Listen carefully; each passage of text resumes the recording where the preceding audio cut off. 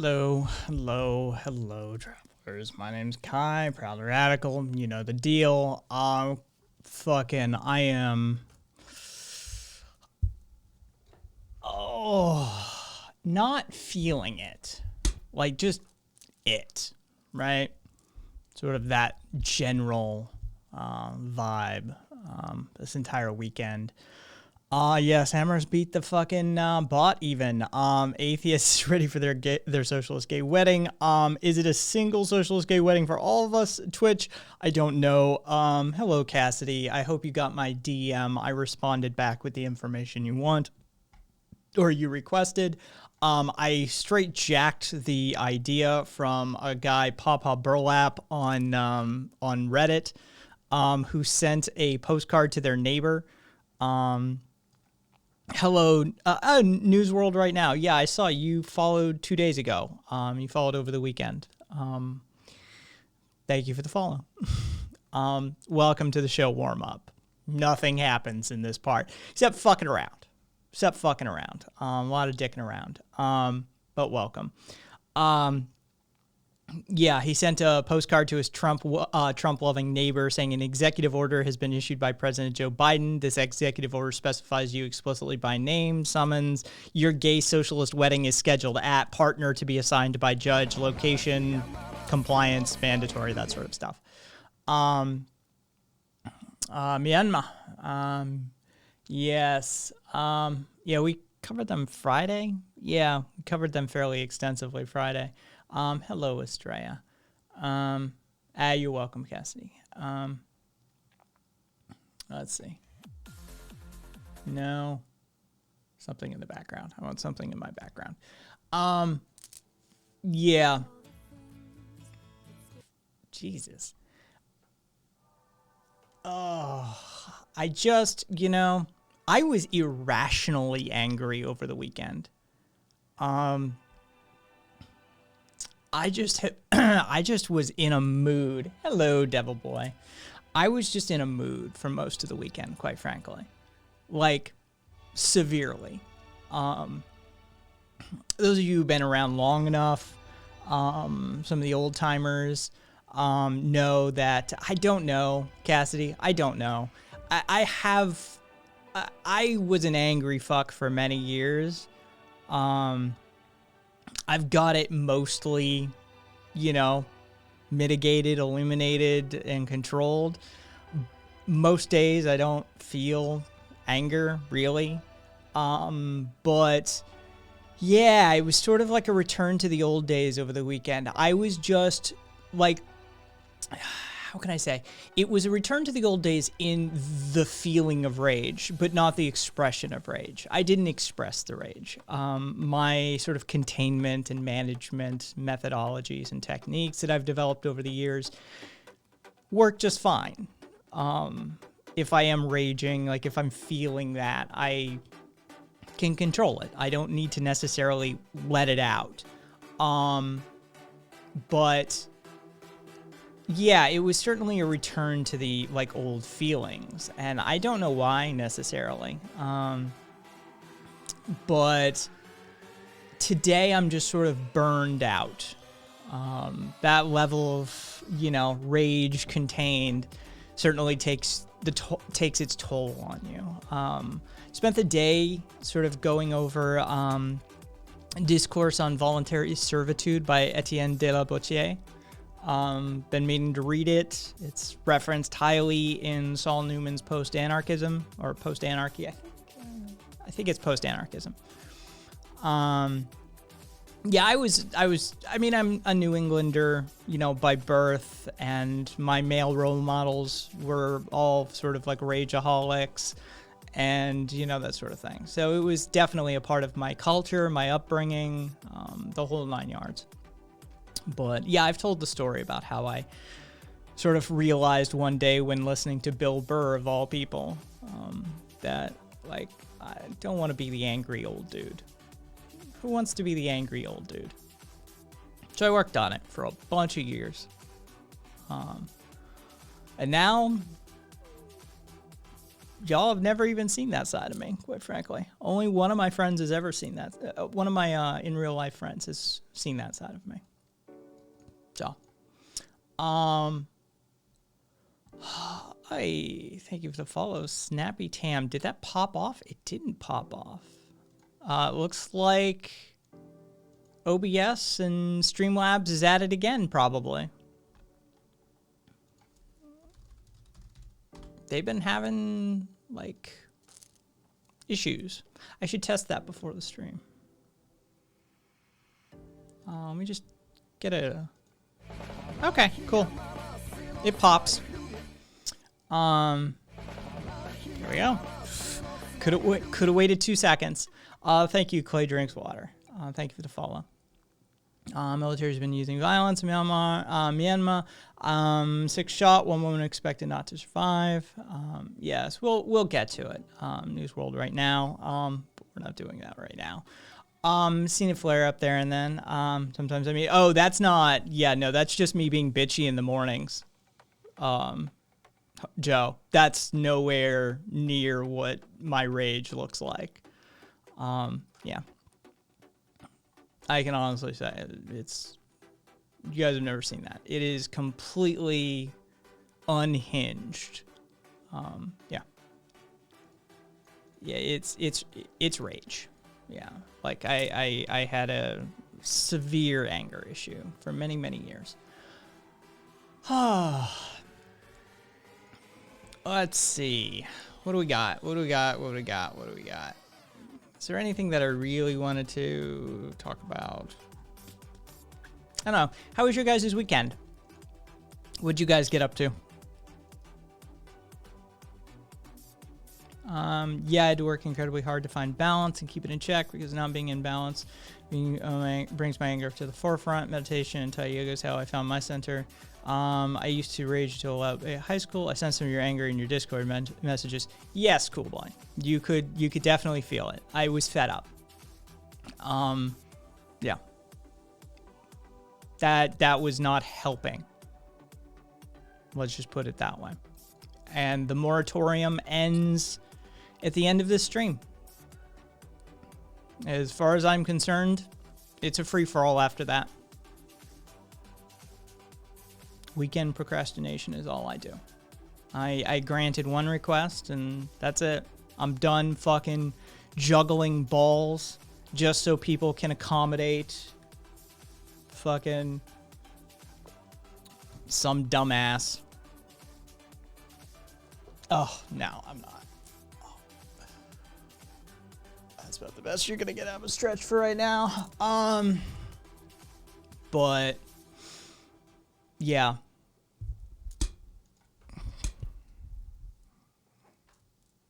All right, cool. It was fascinating.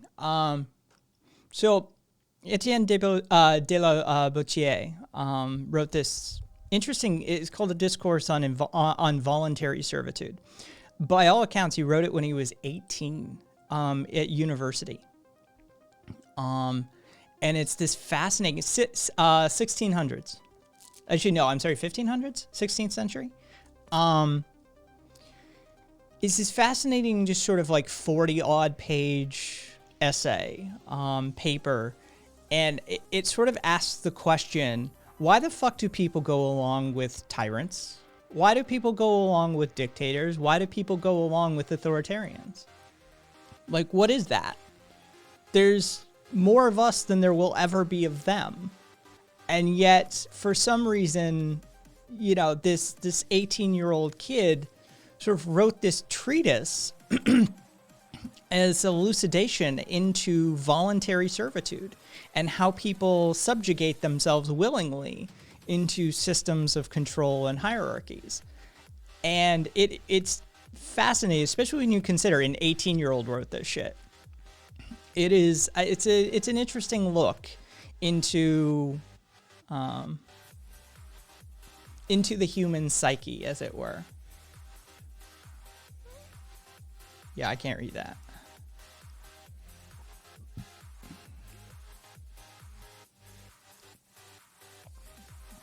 Chinese government is apparently sending technicians, IT people over to Myanmar. If you're wondering why I'm calling it that rather than Myanmar, you should have been here for the pronunciation and original name discussion. And cargo over to Myanmar to help them control the internet. ARV.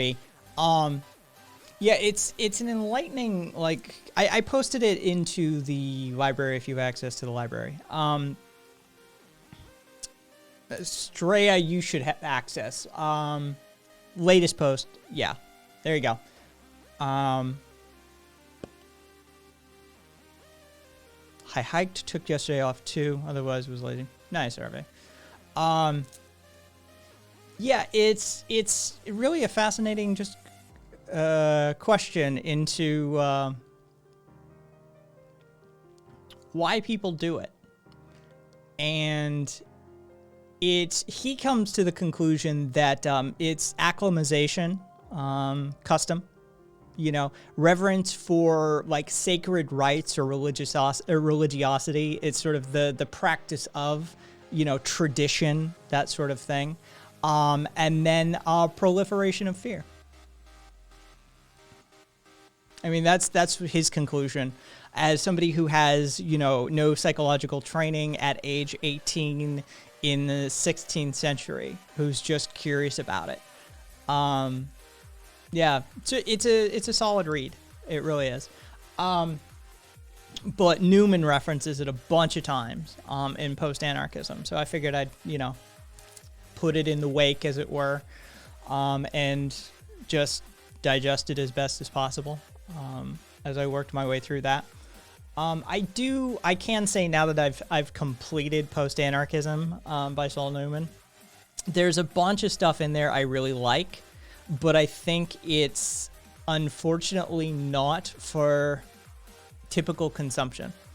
I think for what we often do, for those of you who are already like card-carrying, the deal, card-carrying anarchists and you're on team and that sort of thing, feel free to read it.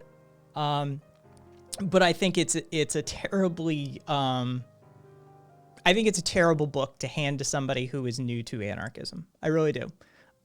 It's not big. It could come across as this sort of primer, and it is, it discusses topics in a language utilizing sort of a verbiage, a lexicon that definitely would cause problems. He talks about violence and insurrection, and without sort of an understanding of the greater context, he's not talking about violence per se, like me punch you in the face. He's talking about what can be conceived or perceived as violence, and any protest against the state is thus seen as a violent act. So a general strike would be seen by the state. Hey, Sassy, thank you for the resub at 2 months. Thank you, Sassy. Like a general strike would be seen as violence against the state. And so he utilizes a couple of different philosophical distinctions to understand that force is violence perpetrated by the state, and there's constitutive and conductive violence types. And so there's this sort of nuance, and he uses insurrection a lot in place of, instead of like as a juxtaposition against revolution, and talking about insurrection with somebody who's new would definitely give them Capitol riots vibes, shall I say. And so, yeah, I can't recommend the book to anybody who's in that beginner, early portion of intermediate stages of understanding of anarchistic theory and practice. But there was a bunch of stuff that came out of it that I will be in well, we're already a part of a lot of what I believed, but gave me a new perspective on some of it. There was a couple of new pieces that I will be integrating.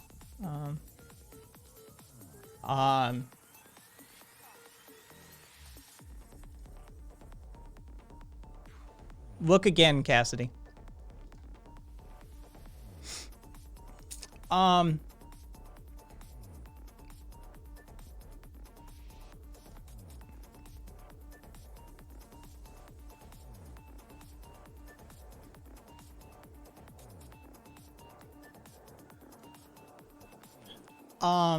Yeah, it definitely is almost, like I said, it's almost Taoist in its perspective of anarchism. It's very much, you start at the end, and the end is the beginning. It's sort of an Ouroboros view of anarchism that you it uses like Foucault's analysis of power a whole lot to say that power is relationship and a constantly evolving dynamic relationship. It's not a position of authority. It's not a thing. It's not a tangible entity within the system. It's the relationship between the nodes that is the power structure. And so utilizing that, it sort of takes a position of, you had the power all along, you know, sort of methodology. And I agree, but I also think it's counterproductive. I think that's a conversation to be had at higher levels of understanding. Once you understand you have the power, you did the whole time, that it's a matter of changing your mind. That's all it ever is.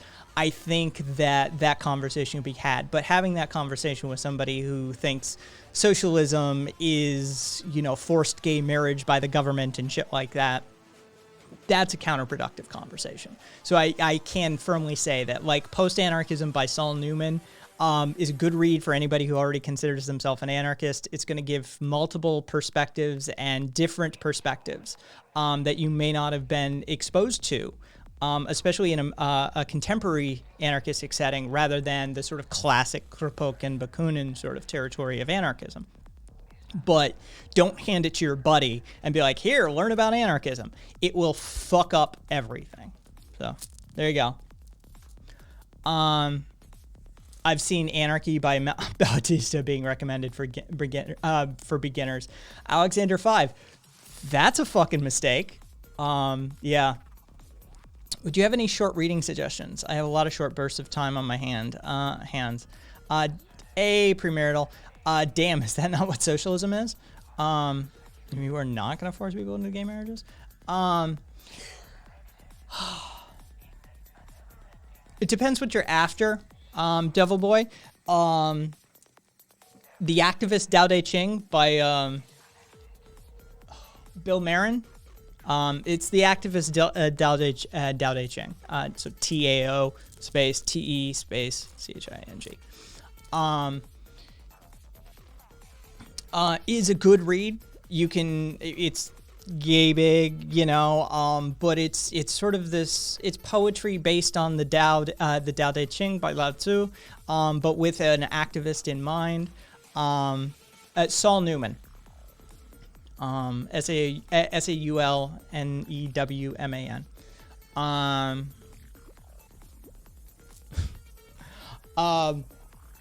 And Devil, like I said, Devil, I think you could read it just fine.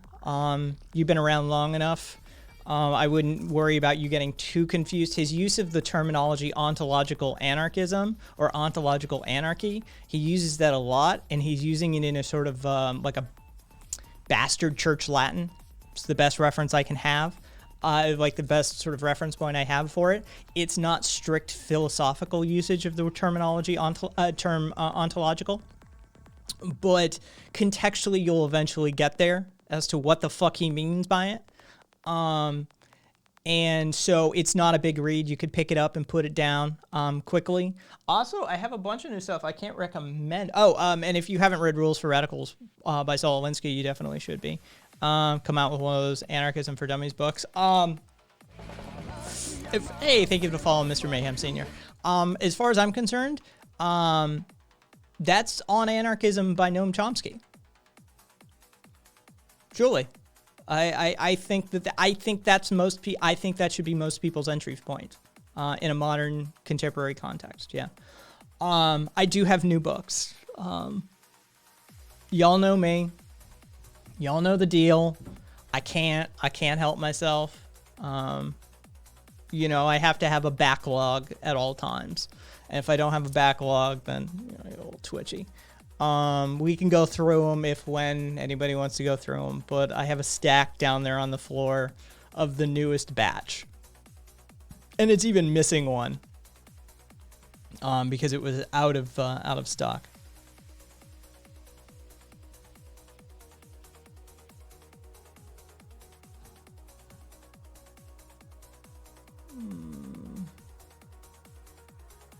Estrella, what's your Discord username?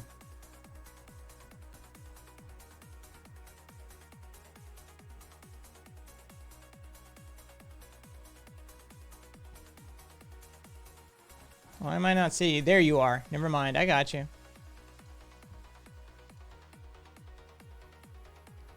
I don't know why I couldn't find you at first, but I think you weren't at the top of the list and then you shifted. Either way. Look again. Learn Italian. There are no other steps. Or Spanish. Thank you for the follow, Ginny Gens. Let's just go through the new stack. Why don't we?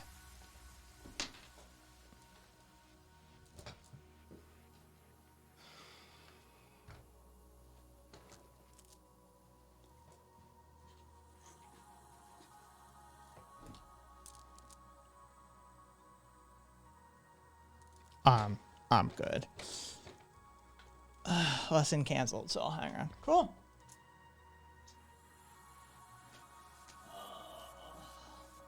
All right, let's start at the top. Right.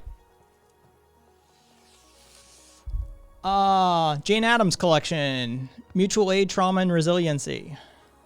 It's a short fucking read. But I hope to be able to recommend it to, like, it's quick, it's easy.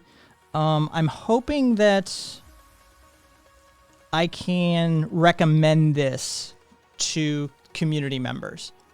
Trauma and PTSD, safety and trauma, grounding techniques, post-traumatic stress communities, resiliency, individual and community resiliency factors, and resiliency as a weapon of the rebel.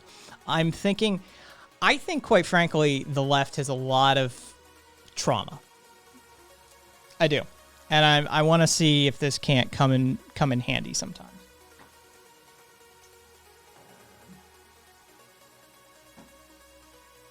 Hey, more stickers. We're just going through the new shipment of books, Coulter.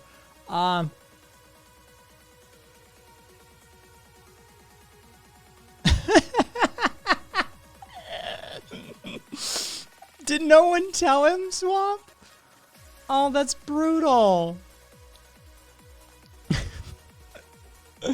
Oh, that's funny.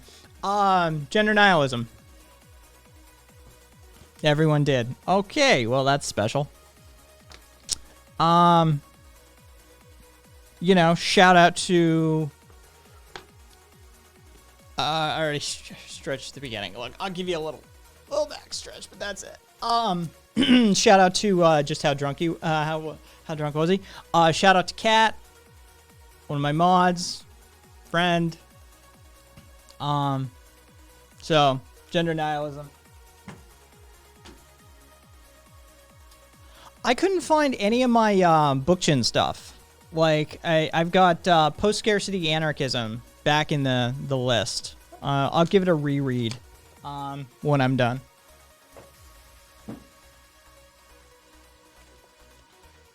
All of Foucault's essays.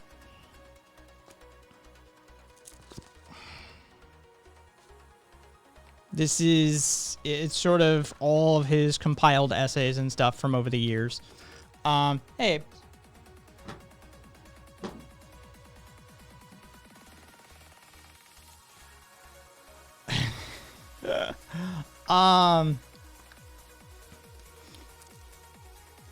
Anarcho-transhumanism. It's a zine. It's a zine. It's a little fucking, and they print them out for me. But a journal of radical possibility and striving. Number 1, feminism and queering of all things. Number 2, science as a desire and resistance. Number 3, disability, superability, and normativity. And 4, outer space and cosmic ambitions.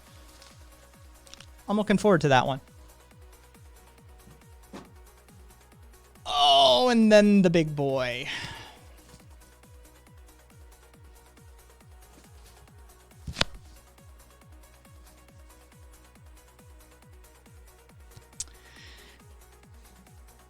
For those of you who know my adoration for Michel-Luc Bellemare, and the post-structuralist anarchism, this came out last year. This is Michel-Luc Bellemare's new tome, and it is as fucking weird in font. Here, let me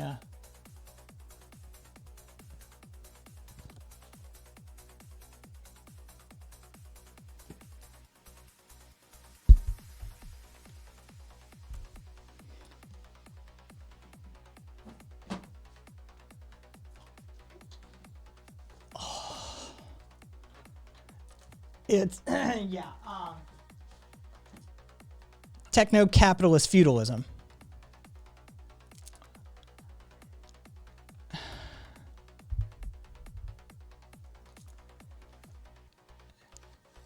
Hey, how about you be less demanding and understand I'm doing something and calm the fuck down, and then I'll get to you. Jesus Christ.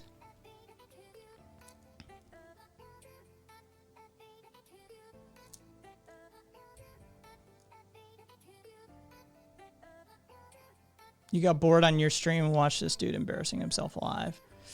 That's a shame.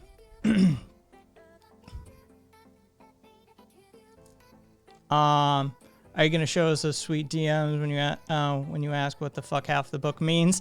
Oh, Bellemare. Oh, Bellemare.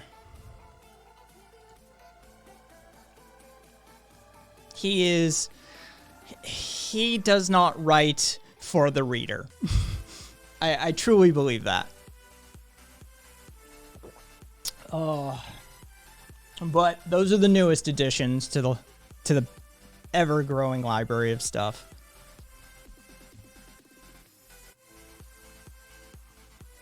Oh, good. You can read it and give you cliff notes for it after doing all the work. That will probably be a years-long read. Seriously, I will have to tap in and out of that book.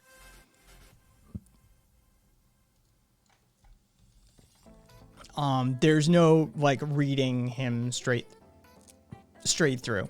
I have heard of that comic, right? Yeah, I'll see you in 2021 then. Yeah, that will be a years-long project for sure. There's no reading one of his. I'll hold your word. And if at the end of the year I'm only halfway through it, Swamp, be prepared. It's like that. Like, it took a few months to get through post-structuralist anarchism.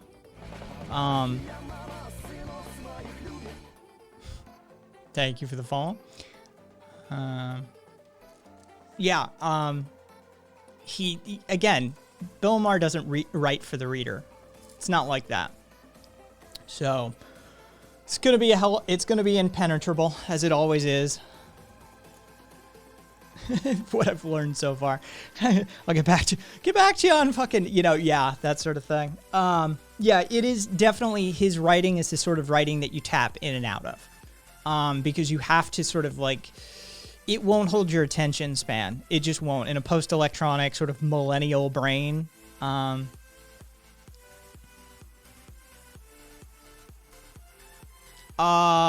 Bill's last name.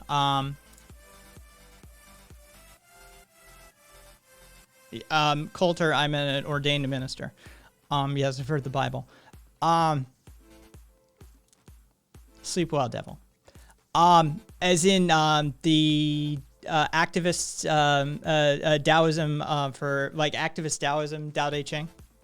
Yes, I have been since like 2003, something like that. Bill Martin, Martin. That would be, yeah. The activist Tao Te Ching, if that's what you're after, Polly. Yeah. And it's William. I think on the, he calls himself Bill. But I think it's literally, I think the byline is going to be William. So you know.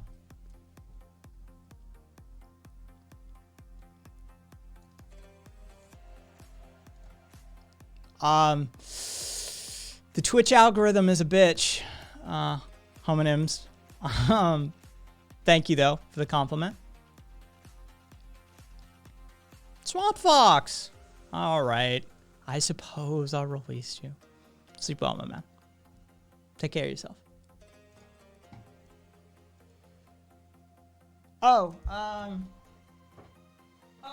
It's because Joe, it's because there isn't a straight author's name. It's the Jane Addams Collective. It's not by a single author. So it's Mutual Aid Trauma and Resiliency by Jane Addams, 2 Ds, ADDAMS Collective. And for those of you wondering where that came from, that was a Discord DM. There you go.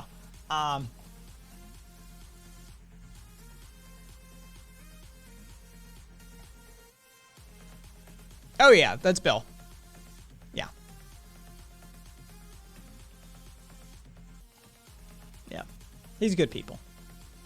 Yeah, if you read post-anarchism and the activist Dao De Ching at the same time, like if you sort of tap chapters or like do like 5 or 10 poems in the activist Dao De Ching and then read a chapter in in post-anarchism, you're gonna notice like this is weird.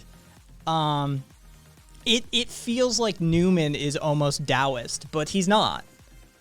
He is straight Western philosopher, but like I think King's College London, I think is where he's teaching these days. But it definitely will overlap. It will feel weird. Yeah,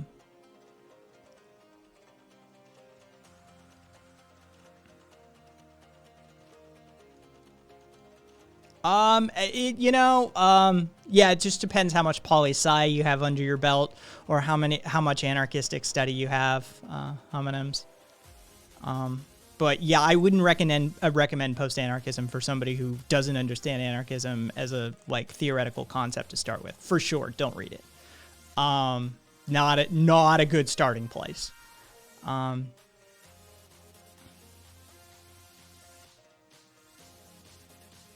Jesus. You know what? I will entertain this.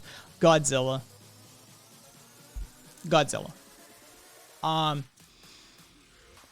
Did you hear of the 20-year-old genius that got killed trying to film a fake robbery prank for YouTube? Well, Darwin Award. Premarital, you got a fucking link to that? I mean, that's just stupid-ass Darwin Award shit, quite frankly.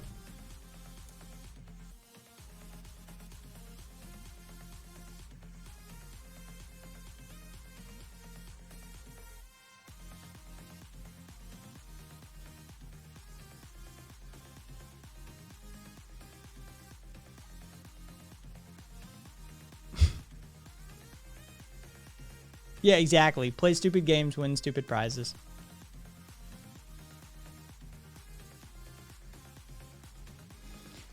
It's okay. So homonyms, it's about the collapsing down of hierarchical power structures into a hierarchical organizational structure or horizontal organizational structure, and a philosophical challenging of power and unjust power and authority mechanisms, and the dismantling and replacement wherein they lie.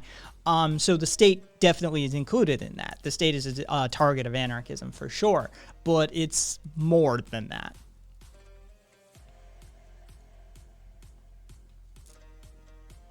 Nashville, Tennessee. Police in Tennessee are investigating after a man was shot and killed Friday night during a robbery prank for a YouTube video. According to Metro Nashville Police, they responded to the parking lot of an urban air indoor trampoline park where 23-year-old David Starnes Jr. admitted shooting 20-year-old Timothy Wilkes. Witnesses told detectives that Wilkes and a friend were participating in a prank robbery when they approached a group of people with butcher knives Starnes said he was unaware of the prank and shot Wilkes to defend himself and others. No one has been charged.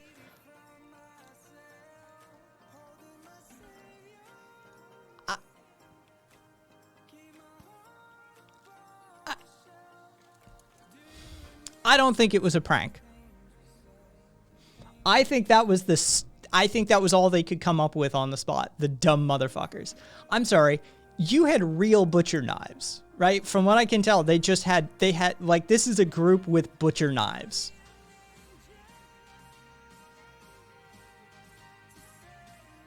That or you're the dumbest motherfuckers walking around. Hey, you know what'd be a funny prank, bro? If we got a bunch of fucking real big ass knives and like fake robbed somebody.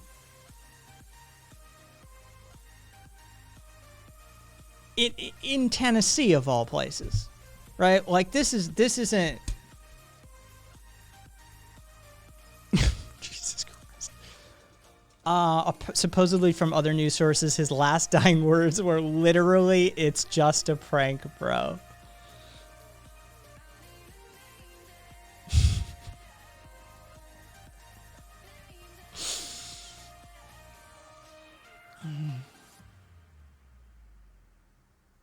Hey, skeptic.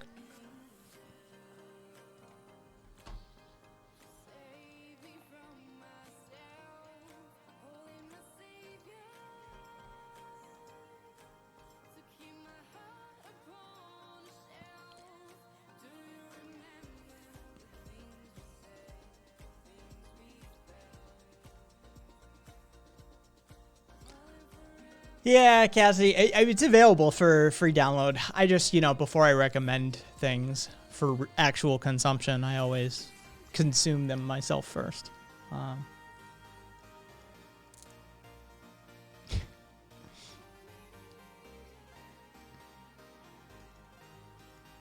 In other countries, robbers are a threat to you. In America, you're a threat to the robbers. Fuck that guy. All right, either or. I don't care whether it was real or whether it was just a prank, bro. Fuck him. Right? Like, hey, let's get a bunch of fucking butcher knives and fake rob people. I'm sure that'll go well. Especially in Tennessee of all places. It's not like anybody's known for carrying firearms in this part of the world, right? Like, this isn't a heavily concentrated, a heavy concentration of personal firearms and concealed carry permit holders, right? Like, this is, I'm sure it'll go just fine. Let me know what you think, Gassney. That's one of the stupidest things fuck him. Right? Like, fuck that guy. And I truly hope with all of my being that his last words were, "It's just a prank, bro." That would be amazing. That'd be amazing.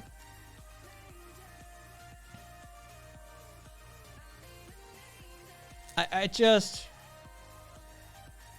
fuck him. Yeah. Fucking hey, that is the dumbest goddamn story of the fucking, I don't know, maybe month, year. God, this is, man. Oh, well, no. Ron Wright. Yeah, Ron Wright.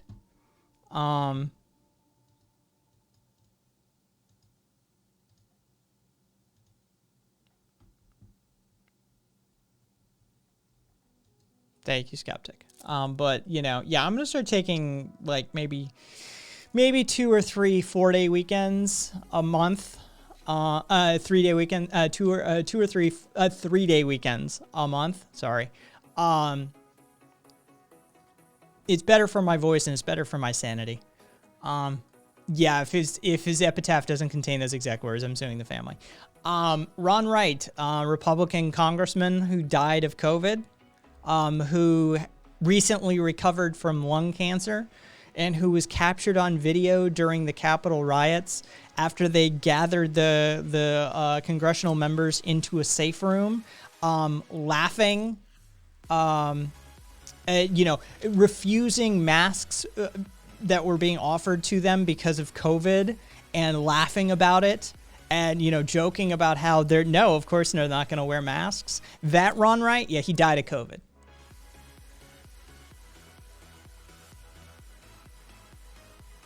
So on the list of people who earned their deaths, yeah, add that one to the pile as well.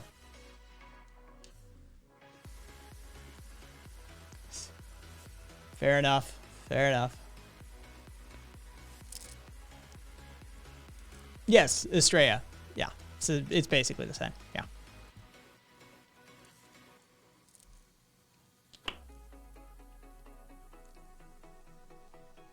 Hang on.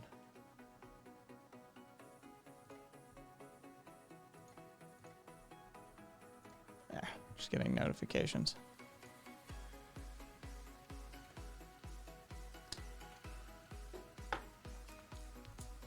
Yeah, I fuck that kid. And fuck Ron Wright. Because I wasn't on the air yesterday. Yes. Dude, I got tired of covering those stories premarital. Like, we laughed and laughed and laughed when that first started. And then, like, I think by, like, I don't know. I think, like, by, like, the 24th or 25th one, I was just tired of covering that story. The priests and pastors and ministers from a variety of fucking, different religions and, sects. And it was absolutely saying that, God would protect them from COVID and religion would protect them from COVID. And just like I said, like easily 24. Just, I got tired of fucking talking about them eventually. Hello, Narcius.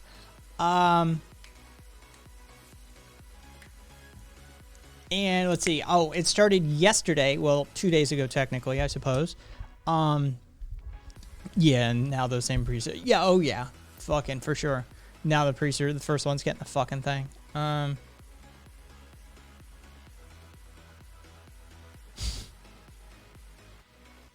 What's his last words? COVID. It's just a prank, bruh.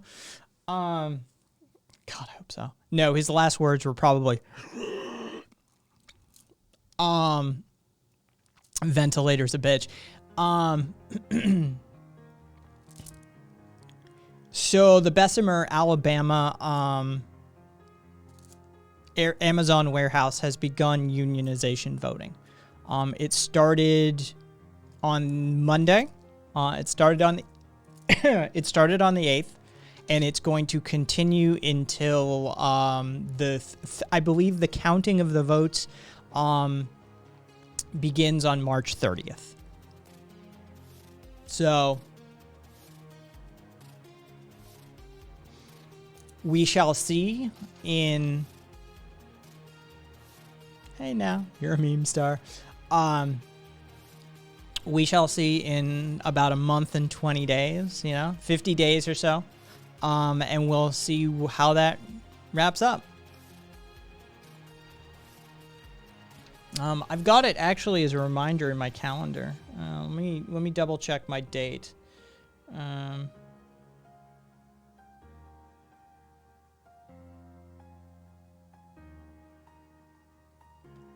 Yes, counting begins on March 30th. I am correct.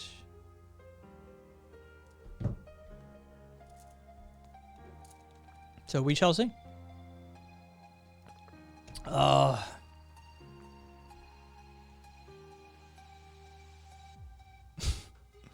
Good luck. Yoon was a nut job anyway. But good luck with your studying.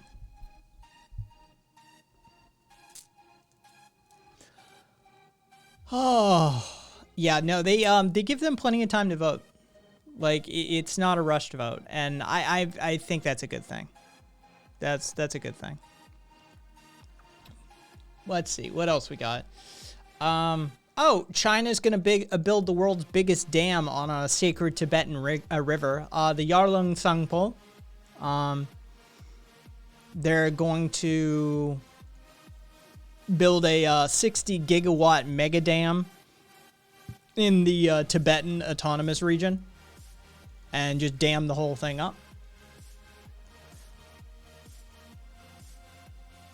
Narcissus, you shouldn't be drinking if you're vomiting blood. Like, if that's the level that your gastrointestinal system is at, that's not a good thing. And by the way, when you vomit blood, you might want to see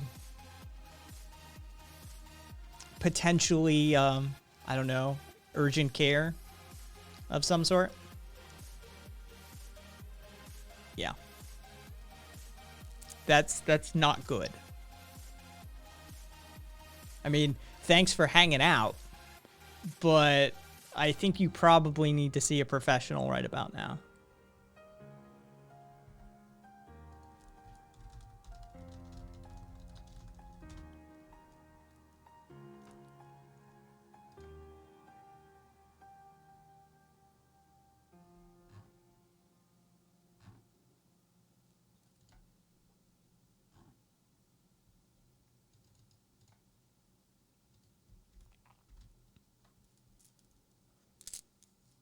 Yeah, at best you're bleeding from the mouth. At worst, you have severe internal bleeding.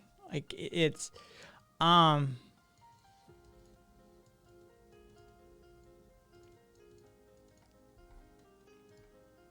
I don't want to freak you out anything, Narcissus, but that's not a good thing.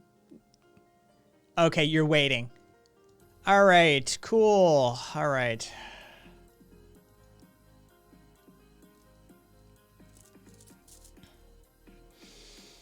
Well, I'm glad that you're seeing somebody. That's a good thing.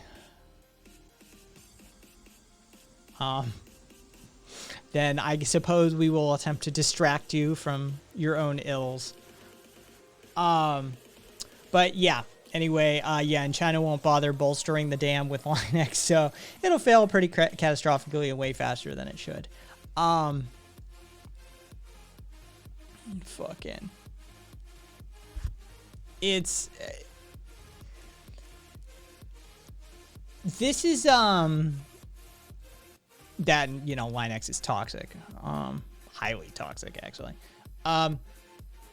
This isn't the first time they did this actually. I think Vietnam is the recipient. It's the Southeast Peninsula that is also the recipient of one of these incidents of Chinese damming.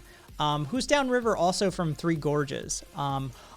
Mongolia also no, that's Russia that fucked Mongolia with that. But yeah, this isn't the first time that China has dammed a massive river system.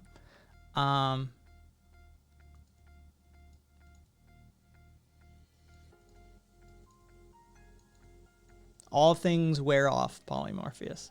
Water is the ultimate when it comes to that. All things will inevitably wear off. But yeah, so there looks like they're gonna. Why do they do it? They, in a bid to achieve like renewable energy, is usually the reasons that are given. But also you can point to, how do I put this? It's an easy way to fuck over a region. If you're looking to exert power within a region, it's an easy way to do it. Yeah. Cut off food, cut off water, cut off access to ports, that sort of stuff. It's a classic empirical, empire empirical move, that sort of thing. I do not buy that it's just us trying to go to renewables and get off coal and gas, and no. I don't think that's it at all. And if these dams are built to building a big ass dam to own the Tibs. If these dams are built to modern Chinese building construction standards, I'd be terrified to live anywhere near that dam. Like, 100 miles away from that dam would freak me out. They've had too many. I was just looking at, what was it? It was an episode of the Grand Tour.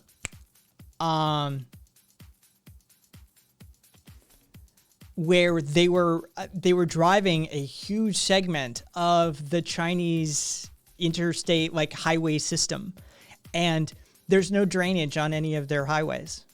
When it rains, it's a bathtub. They've got walls, they've got a road, and there's just a layer of water for you to hydroplane right off of. It was astounding looking at miles and miles and miles and miles of Chinese highway system, and none of it had drainage. Like, none of it. It was amazing. Oh, and the flash photography from the speed cams and all of that sort of shit.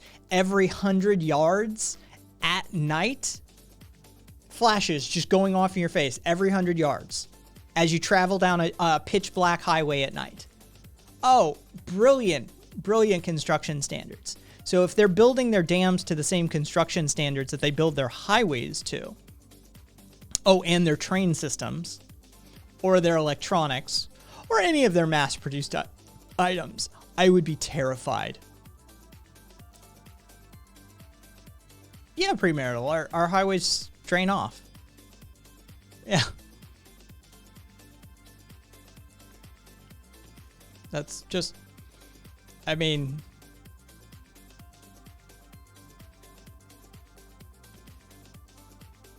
yeah, you put a slight slope to the road, you put a diversion on the side.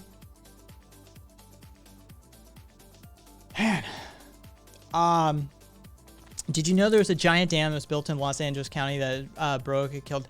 That was a while ago.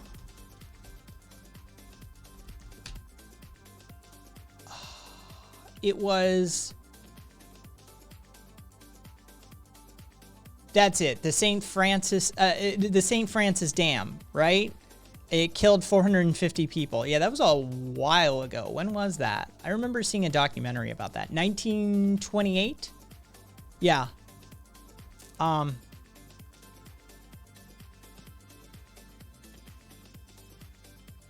Yeah, I've watched Skoya, and hey there, Skoya. I remember watching a documentary on that a while back. Yeah, that was, it ruined the name of some guy, right? Like,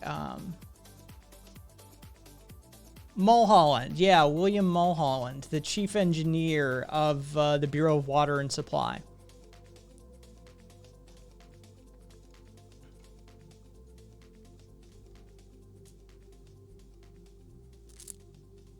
Well, 1928 versus now. And by the way, the Hoover Dam hasn't collapsed on us.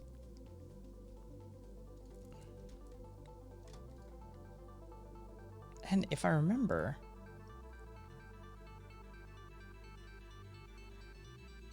I mean, nothing against autodidacts. Look, I love a self-trained person as much as the next one, but when it comes to dam engineering, the self-taught Mulholland, as all of his other dams were traditional dirt embankments, I'm just saying, the Hoover Dam, this was not. If they wanted to safely mass-produce renewable energy, they could just build solar thermal power plants that also purify seawater. Love that show. I prefer the old Top Gear, Mr. Mayhem. But I do like the new, like, movie-length specials, feature-length specials they're doing. I like those. Like, go fuck around in Vietnam, like, on boats for an hour and a half or 2 hours. I love those kind of episodes of those guys.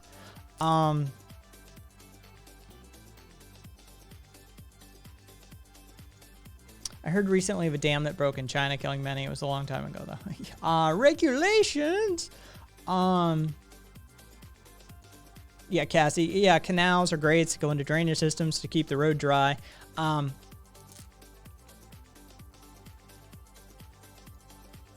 Historic Highway 1. Yeah, that's the old, like, they bypassed that, right, RV? Like, they ran a bypass on that ages ago. Yeah.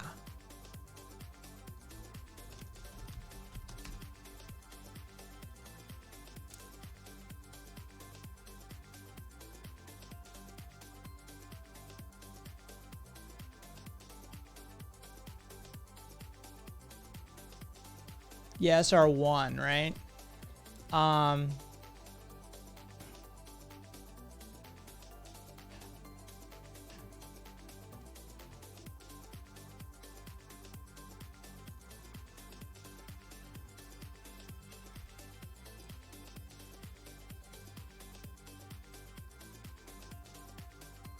Hello, Fertus. Yeah, let's go ahead. No, it's a fascinating. I remember, you know, Edbo Bethan. Well, welcome.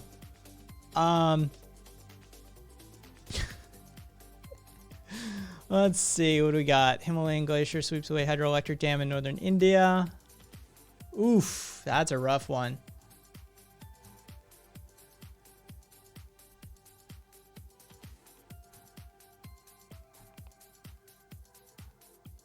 $125 still missing.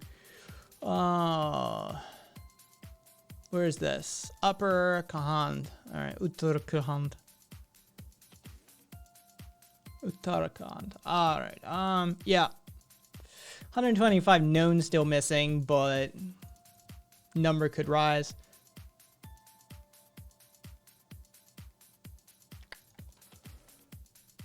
And that's only a 13.2 megawatt rather than the gigawatt one. If Q knew all these things, it would have been easier just to spill the beans.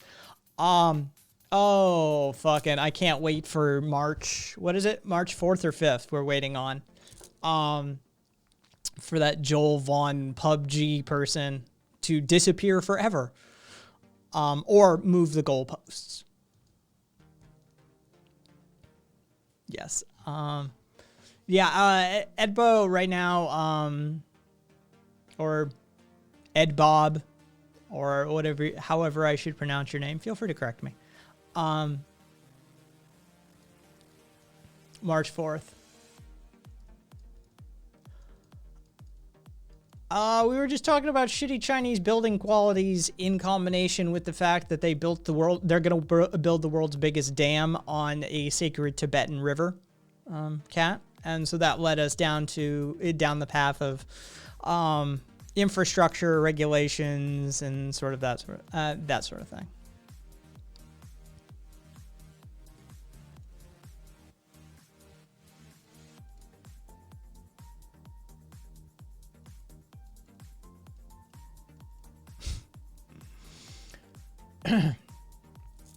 Oh, and Kat, you missed the story about brought to us by Premarital about the Tennessee 20-year-old who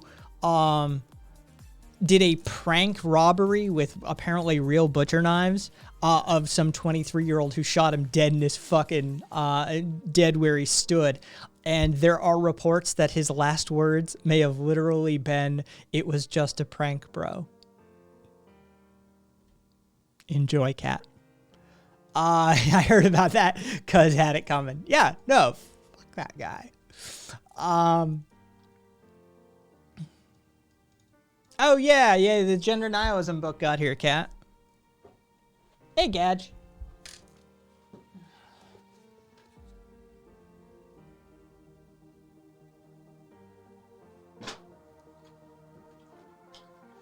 What'd you do? Oh, yeah, no, I think the Onion writers have just been writing the news, quite frankly.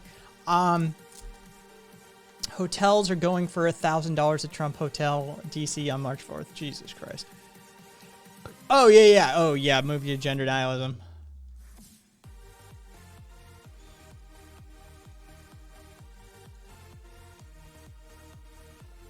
I'd prefer they don't, though. Oh, speaking of dumb fucks, do I believe in God? Who's God? What God? Answer that first for me, and I'll answer your question. Who's God?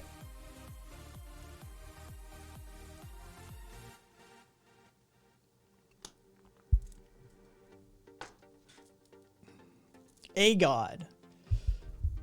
A higher power. I have a definition of God, but it's very hippy-dippy, Taoist sort of definitional set.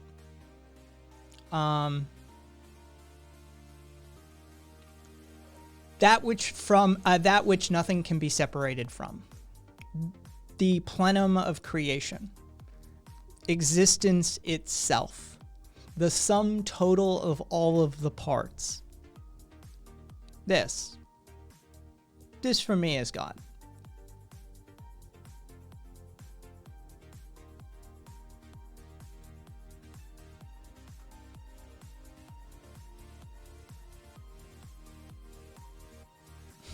Corporate power is God. Hey, GB. Trump gonna need the hotel money to catch for the lawsuits. Yes, God is very relativistic terminology. Very much so. And as for higher power, that's...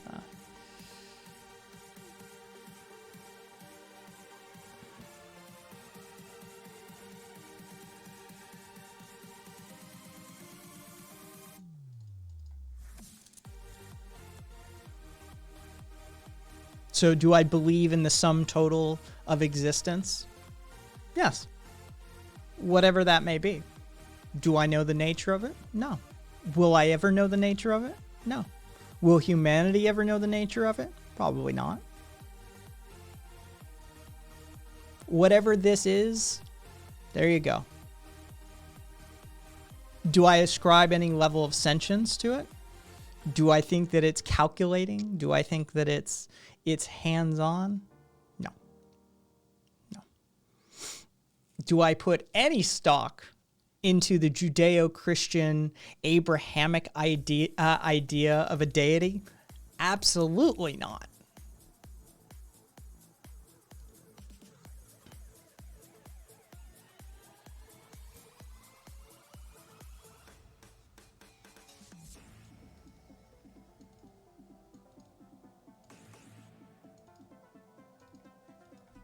But I do think there is a flow to it. I think there is a manner.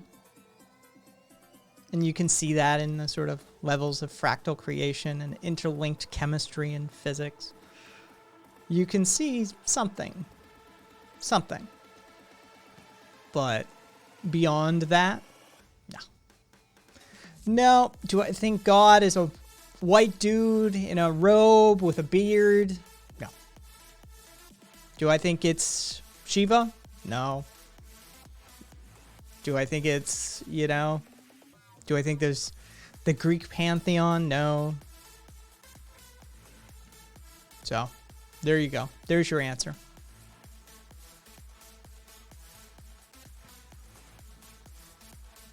But is it the flying spaghetti monster? If that is your god. Seeing as you are nothing more than a node within this system, anything you produce is a product of existence. Therefore, it can be too. That's the thing. We don't know what this is. And anybody who tells you differently is full of shit.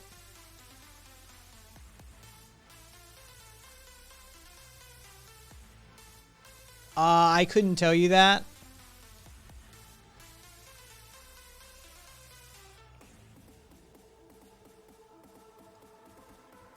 I mean, his war reporting, or conflict reporting, I think they call it these days, is fairly well documented.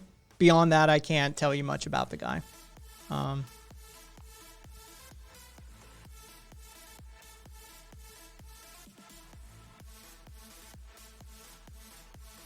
but war reporters, conflict reporters, apparently, as we're now calling it, they're hardcore. They're a different breed. It's one thing to run into a war zone. It's another thing to run into a war zone by yourself with a camera. That's a whole other ball game. Even medics have, you're on team, you've got, a squad around you. It's a whole other ball game. War reporters are an entirely different breed of human being, and I respect them greatly. So just the fact that Robert Evans from Bellingcat, because there's two Robert Evans, or famous Robert Evans, and one of them is not the guy from Bellingcat, did that, gains him some respect in my eyes. As for any other part of his reporting, analysis, the podcast that I know he's a part of, I cannot speak to any of that.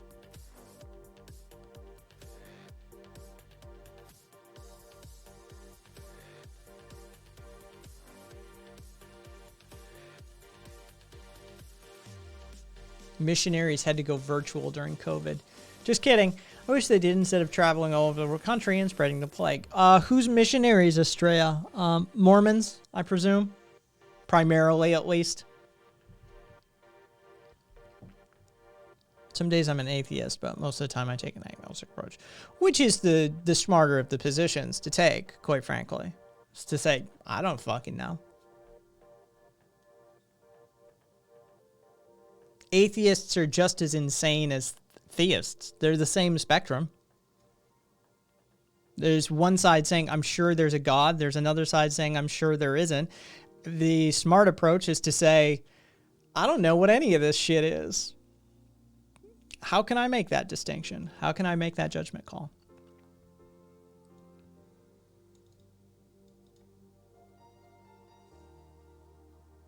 Yeah, it's addictive, from what I understand, Cassidy. Like, actually physically addictive. The adrenaline and dopamine response that y'all get out of that sort of shit is habit forming. And there's a high rate of fatality amongst them, especially these days. Yep. Yeah, it's literally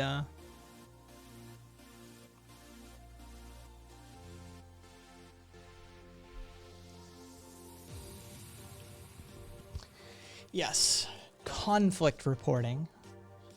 Yes, we get that all the time. I get that all the time. I am Tony Hawk's long lost anarchist brother. Hi, my name is Kai Hawk. My name is Kai, though, by the way. Welcome. Jehovah's Witnesses wrote me letters during the pandemic instead of visiting. Well, that's something.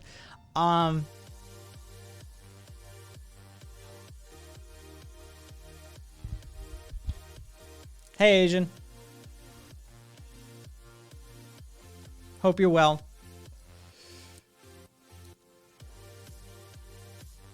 Yeah, just all of this. Exactly, cool boy. Exactly. That's why I had to stop. I was forced to. My company would no longer send pale blonde hair, blue-eyed women into conflict zones. Yeah, it makes sense. It does. I mean, you're an instant target. That does make a certain level of strategic sense. I'm sure the insurance rates on your ass had to be intense. You ever type battle shit talk with a chud Nazi and shit? Oh yeah, no, it was cheap. Interesting. Hello, Liking Willow. Is it El King Willow? El King Willow? Either way, welcome. I hate that name. Oh, not cheap. Not cheap. Okay, yeah.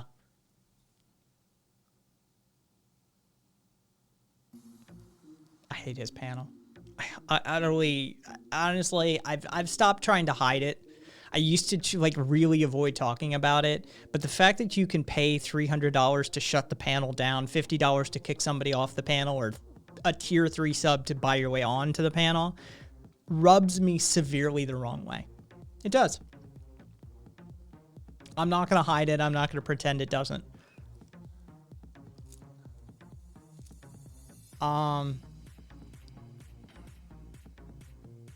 Nothing. I told the Jehovah's Witnesses visiting that I'm a Satanist. They never returned, actually, an atheist.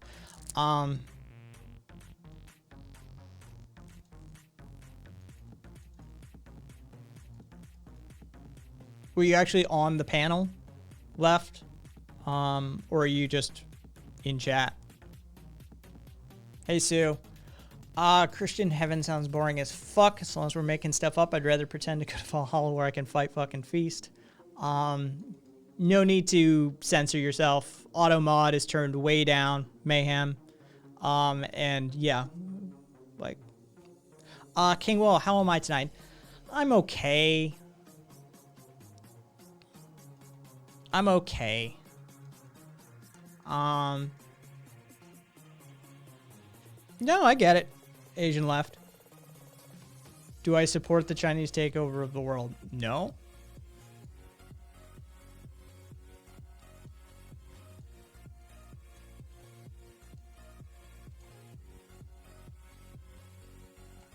Well, seeing as your account was created 8 days ago and you've come in with that, I will not be taking you that seriously. I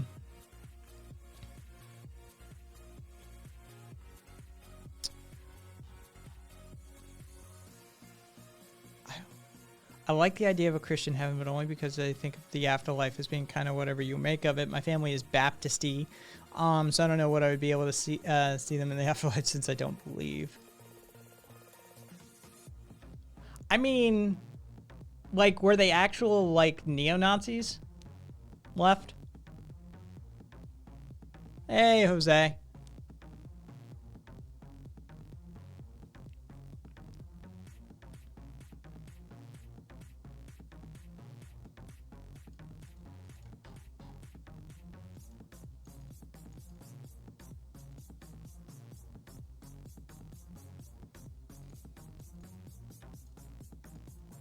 Yeah, see, people on the left throw these terms around with abandon.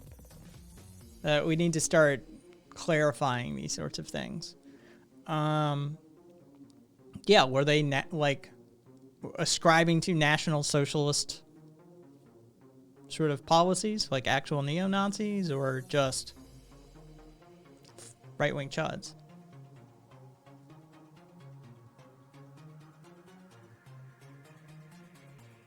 Well, if you fail to see them as humans, then you're going to fall to the same trap they do. Hey, Sue. Hey, what's up? Oh, just sort of, I'm just burned out. I was full of rage all weekend. And so, you know, fucking just trying to keep that shit in check is a full-time job sort of situation. And so, yeah, I spent my weekend just trying not to, like, lose my shit on the world. And so I'm just sort of burned out tonight. But, you know, took a bath earlier today, read some more Taoist poetry, tried to, you know, center myself a little bit, then did a little bit of theory, and then, you know, fucking ate something, took a nap, and fucking came on air. I feel you. Burnt out every day. Yeah, you know, it seems to be really interesting because, like, I kind of agree with Asian left there. There seems to be a lot of people that were proclaiming to be on the left at one point, and all of a sudden going mask off and revealing some really atrocious ideologies. Decompressing, came here for wisdom. Well, I don't know how much wisdom I can deliver, but I can do decent knowledge. But But I do think. Wait. Go ahead. Well, I do think that I mean, that is the sort of, like, trust me, Left, I know the frustration dealing with somebody who clearly means you harm in their ideology, right? Like, whether they are actual neo-Nazis or not, authoritarians, the lot of them, they mean you harm through their ideology. And dealing with that activates a set of biological responses in a human being, right? Like, it cues the fight or flight response. It triggers a whole host of, psychopharmacological effects as a result. But I think that sort of the serenity of understanding that they are a fellow human being who is caught up in an idea, right? Like, there's no inherent evilness there, right? Like, I'm pretty sure Sue would back me up on most of this. Like, I'm going to go super hippy dippy because I was full of rage all weekend. And, like, if you'd asked me this on, like, Saturday or Sunday, you'd have gotten a different response. You probably wouldn't have gotten a response, quite frankly, because I would have been trying to contain it.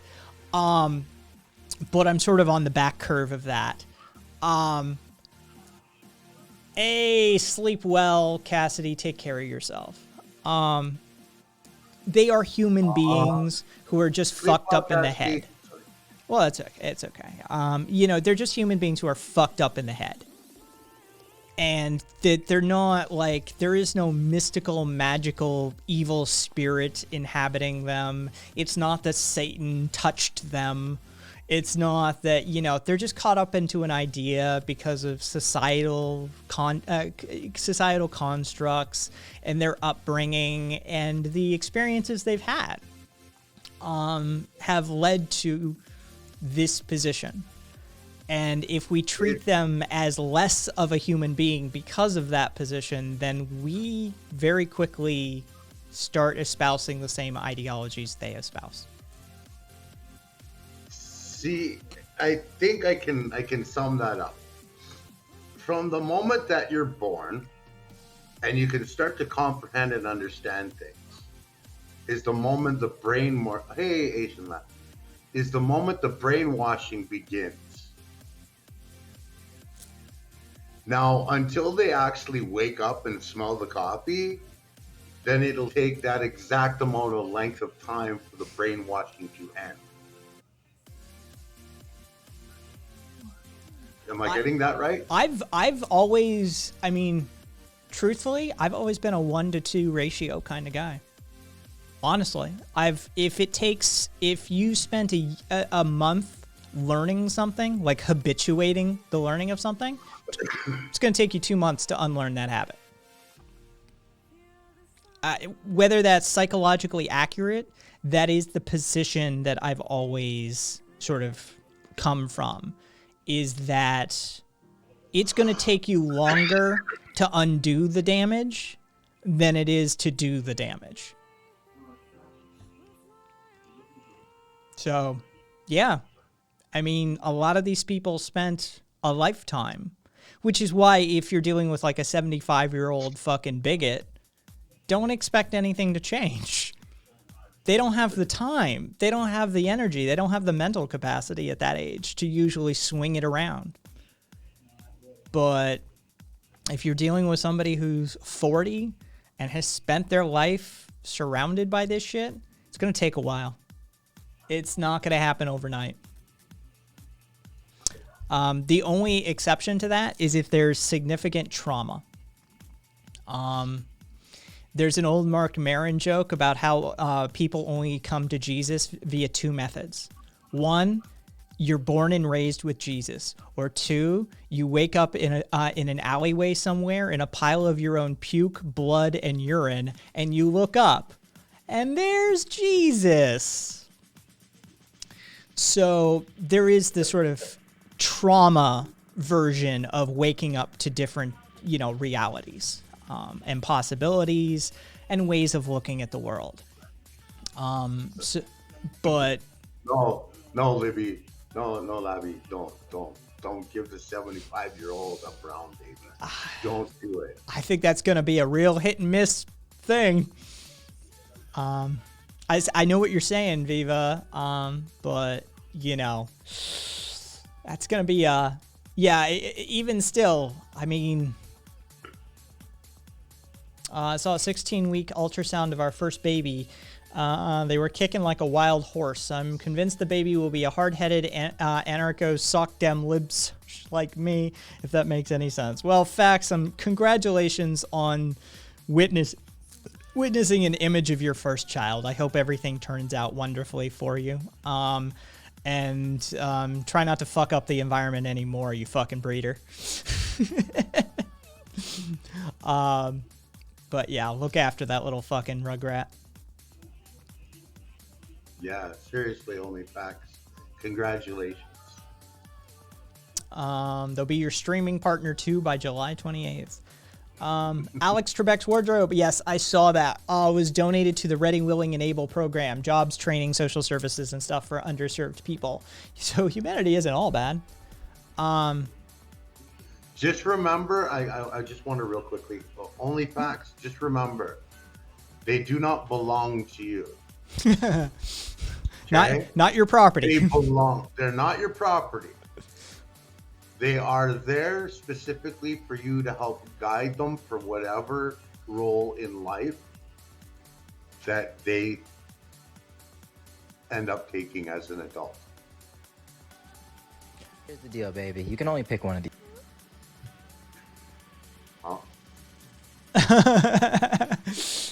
Kid. Oh, Lord. It's a good video.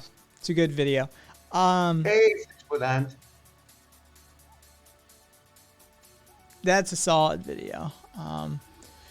So That's half the problem I see with a lot of parents is that they think the child belongs to them. Thank you for the follow, Tony. What I'm getting out of this is that we still need labels on the left. Labels are useful, but remember, you are never under any requirement to use a label, to apply a label to yourself. But they are useful. Like, that's the thing, is we have this sort of like flippant regard towards language, and we sort of fail to recognize that language constructs our world to a huge degree. Yep.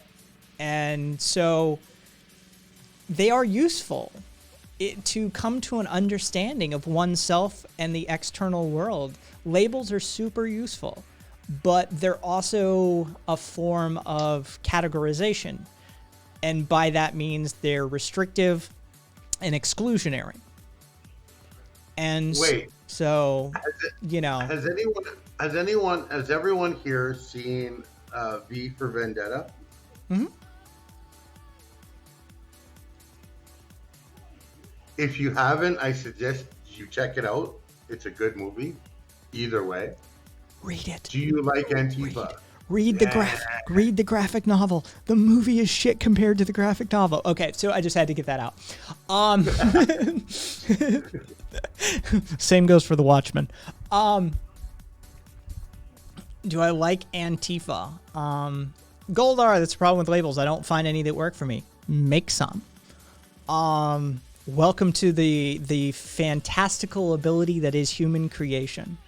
I didn't find a form of incrementalism or a methodology or terminology for explaining the style of progress that I wanted, so I made one up. Thus the birth of Thesusian incrementalism, right? Like, figure it out. That's the beauty of being a human, is don't ever think that it takes a PhD in an ivory towered, academic position to create, something, anything. That's our birthright, is to be creators. So do I like Antifa? What do you understand Antifa to be, Tony? And then I won't answer that question. Answer mine and I'll answer yours. Let's play a little game. What do you understand Antifa to be? and then I will answer whether I like Antifa.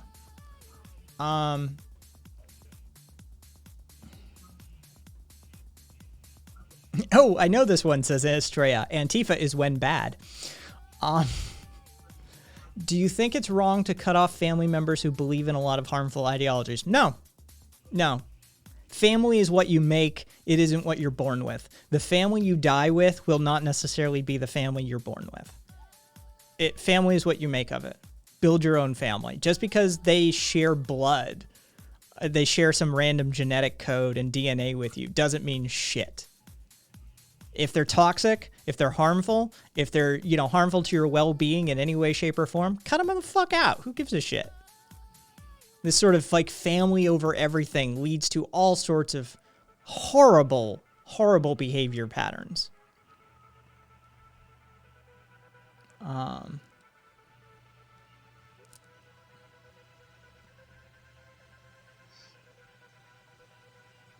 Premarital. I cut off my family at 18. Blood ties mean shit. Exactly.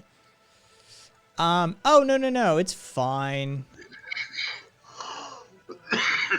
It's fine. It's that stream that bothers me. Not another stream. I was good, very mature, so very good. Well, good on you, Left.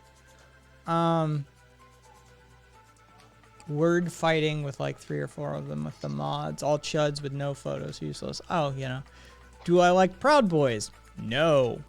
Thank you for not answering that original question of mine, though.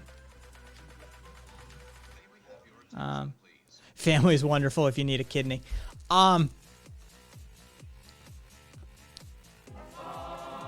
Hey, Curio and Curio's people. Welcome. Sort of a low energy stream, but welcome, Raiders. And click the link or the logo or whatever the fuck I'm supposed to tell you to do, so we get rid of the raid tag, and it helps metrics.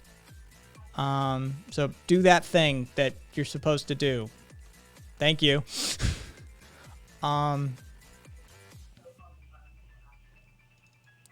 Well, Tony, I will answer your original Antifa question when you tell me what you understand Antifa to be. Do I like the Proud Boys, though? No. I don't like fucking psychotic right-wing, wannabe white nationalist nut jobs, right?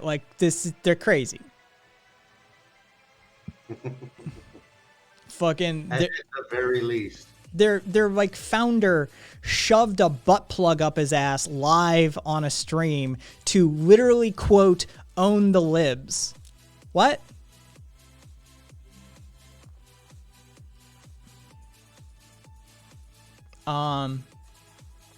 Yeah, Jose, that is unfortunate. I'm trying to find it. V said something about words.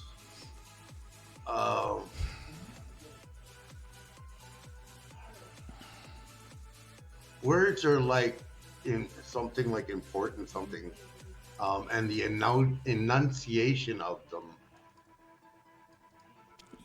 Enunciation. Tony. Do you know what I mean? I actually don't necessarily. Let me scroll back and see.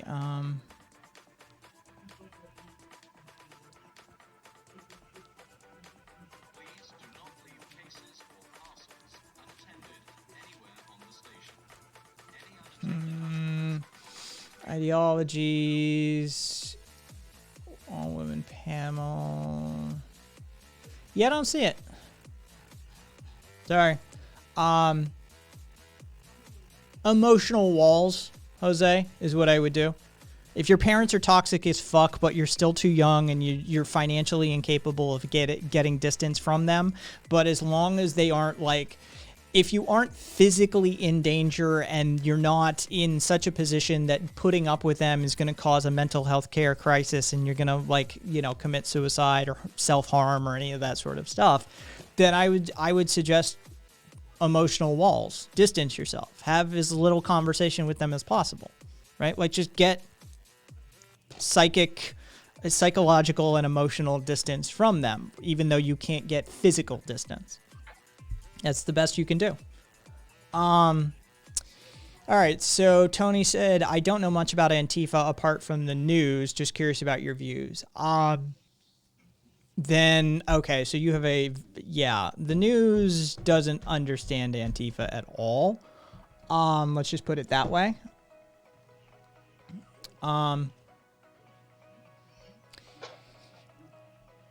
World War II, U.S. soldiers were Antifa.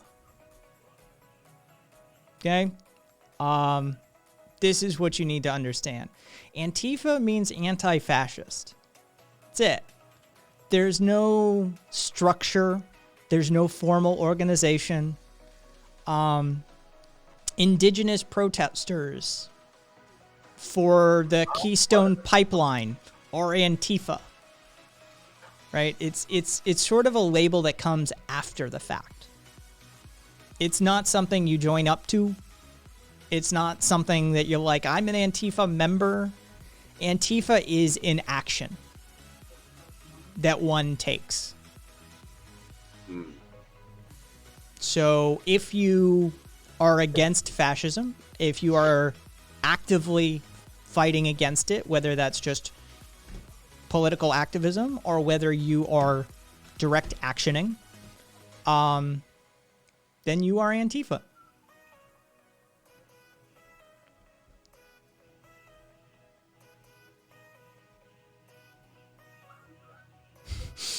Wait, Asian left. I think I know the stream you're talking about. Oh no, it's Prime. Yeah. Yeah. Yeah. There, unfortunately, Asian left. Prime's panels seem to be filling up more and more every day with actual real chuds, and they although I know some of them have portrayed themselves like they're on the left, until now recently they've just started to become mask off and reveal their true ideologies and way of thinking and their beliefs. It's really saddening. I'm the CTO of Antifa.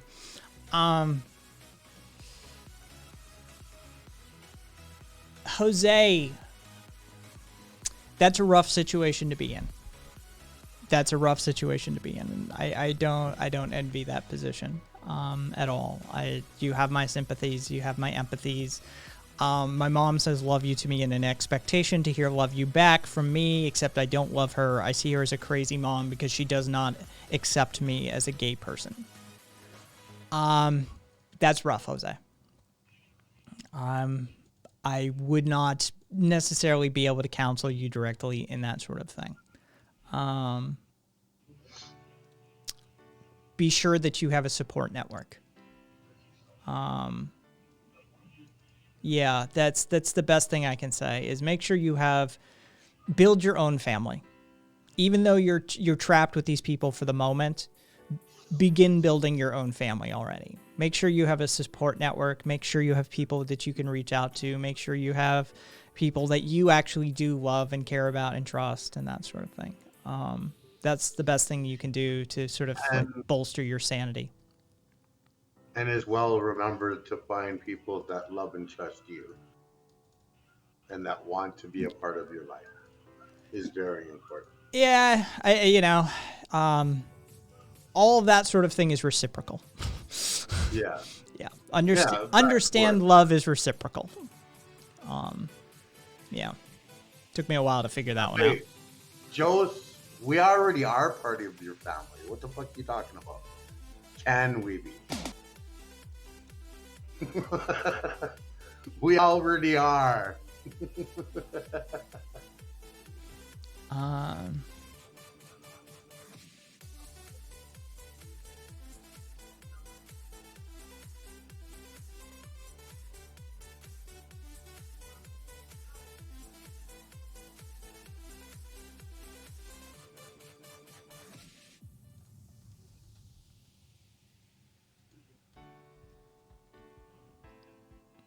Just for being an asshole about it.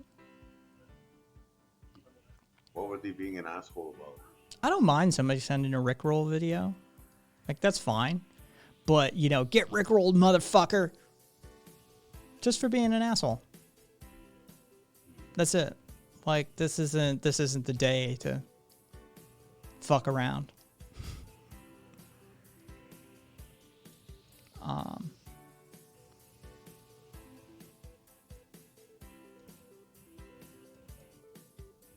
Straya. Fucking Straya.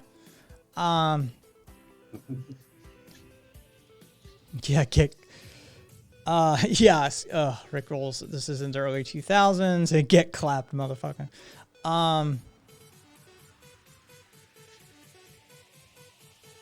He fucked around and learned.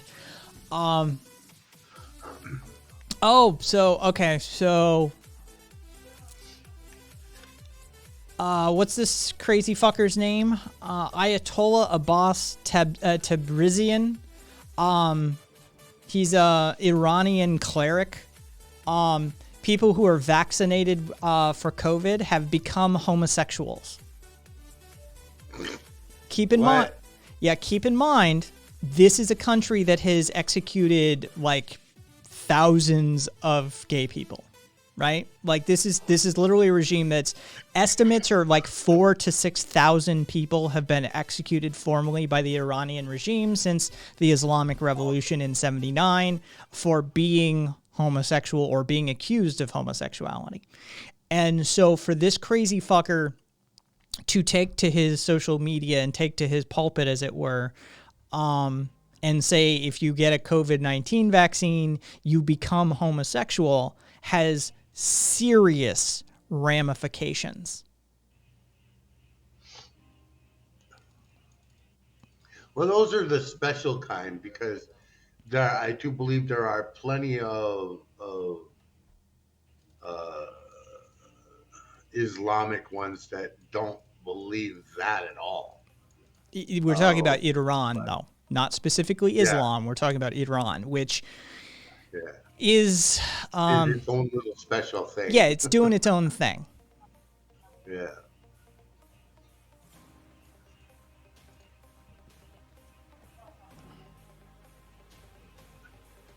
No, he's an Iranian cleric by the name of Abbas Tabrizian.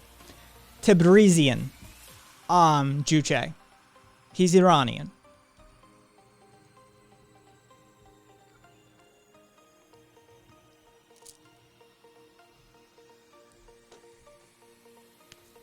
Yeah, only facts, exactly. That's what I was just saying. Yeah.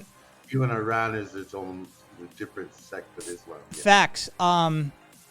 He is okay. So in a theocratically run regime, somebody who has a following that neighbors in the hundreds of thousands of people, literally. Okay, this guy is not a small cleric. This isn't like your corner minister. This guy is literally preaching a rhetoric that will get people killed, one way or the other. Yeah. Cranky Bookworm, the form is on your left as you walk in on the table by the refreshments. Feel free to pick one up. If you don't have a gay partner that you want to be socialist married to, feel free to check the box and we'll assign you one. Oh, wait, I did. Now I'm just cluing in onto your booking. Yeah. Schedule your mandatory gay socialist wedding here.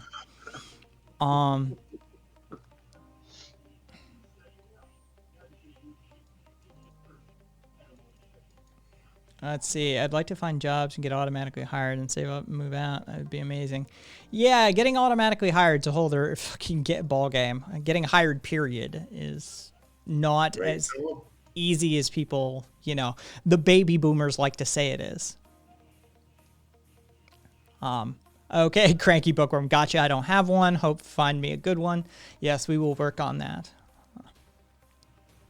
Aw, I want a mandatory gay socialist wedding. Addie is saying something about a raid you did the other day or participated in. Yeah, it was.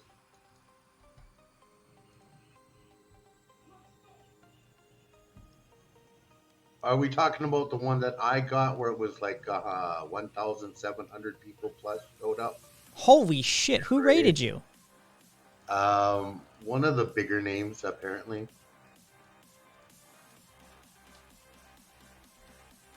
I had Mike from PA raid me, Ah, and now my numbers are like I was like at like 800 followers, a little over 800 followers. And now I'm like 1,000 something.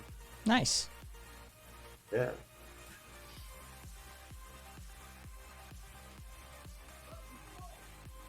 I suppose I really do need. Oh, I suppose I really do need to do those panel shows, but I despise them.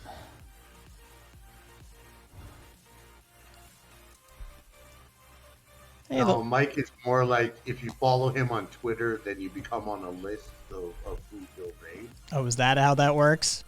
Yeah. It's already in your. Check your whispers, Cranky.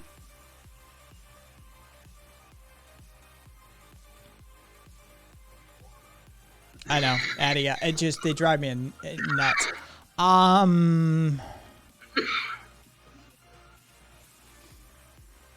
Yeah, yeah. I'm not surprised that happened there as either. Juche with the link from the Israeli rabbi who fucking said the same thing. That's pretty harsh no matter where you go. Like I mean, you know, it's fully normal to have some reservations on it when it's looked at as like, okay, it's being put out too fast. I'll be right back. Yeah. What are we missing? What side effects does it have? Like exactly, like long-term effects?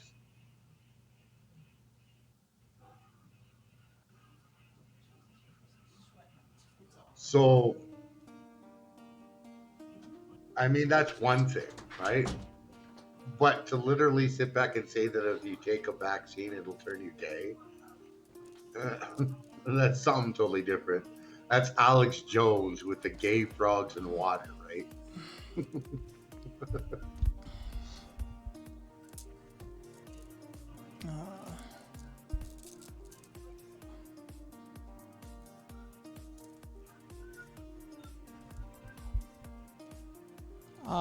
So hang on.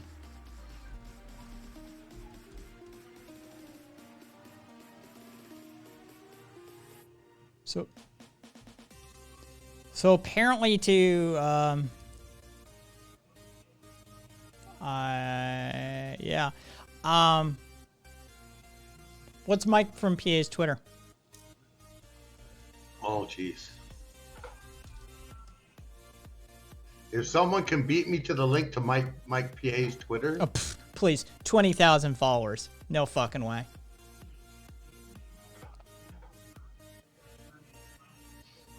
Oh, and he's a well, oh, you already found it. I take it. yeah. That had nothing to do with with you following him on Twitter. Promise. So what was that then? An excuse? Yeah. Dude, you're good optics. I mean, I hate to be overly cynical about discussing politics within the leftist sphere, but we all know the checklist. We know what pays dividends. It's the truth. Well, you know, if that's what floats their boat, cool. I'll take those huge rage. I'll take those, numbers. I'll take those things that, help me to become a partner eventually, maybe one day, rather than an affiliate. I'll take it. Yeah, it's for all of the accusations that the right tosses at the left, one of the most accurate ones is actually the identity politics thing. We have a huge amount of identitarians on our side that are obsessed with it. And it's counterproductive to so much of what we espouse, theory-wise and praxis-wise. And I mean, that is one of the salient points that Newman makes within post-anarchism, is that those sort of identity categories play into neoliberal politics. It's literally, you're asking the state to authorize your privileges based on your identity, right? It's an appeal to power and authority based off of that identity class set, right? That's not a good thing. Like, it should be autonomy, not because of, but purely because you're human. Mm-hmm. Not because of X, Y, or Z. And that leads down some pretty fucked up and dark roads when you follow it to its inevitable conclusionary state. Well, you know, I played for them a whole bunch of indigenous music, and then I went into, from the Royal Proclamation to how natives actually had a written language, it just wasn't English. Is that really that convoluted? Like, I mean, is that like, Oh yeah, there are people still to this day that believe that indigenous people never had a written language whatsoever. oh, all right. Well. There are people that literally still think that if it wasn't for white Europeans coming over here and getting lost at sea and finding us, that we would still be these simpleton little savages that had no education whatsoever. So, sadly. Yes, Jose, that is true. Well, the neurodiversity pays a little bit, disability pays a little bit, but not as much. But it is true, Jose. That is unfortunately true. 2 seconds, I gotta use the washroom, bro. Mm-hmm.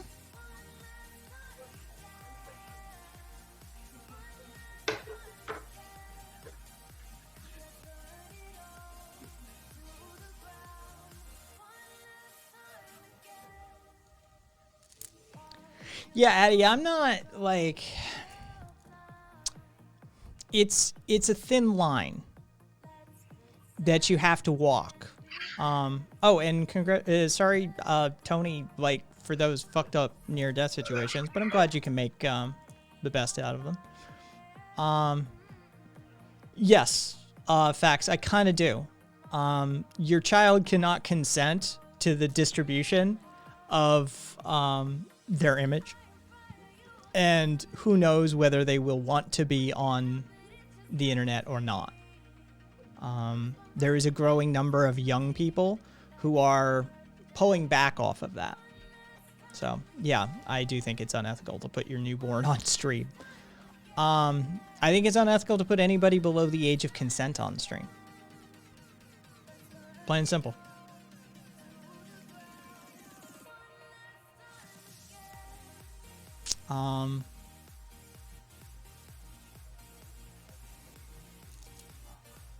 And yeah, Adia, it is a thin line to walk, right? Because you have to recognize that Plan B now.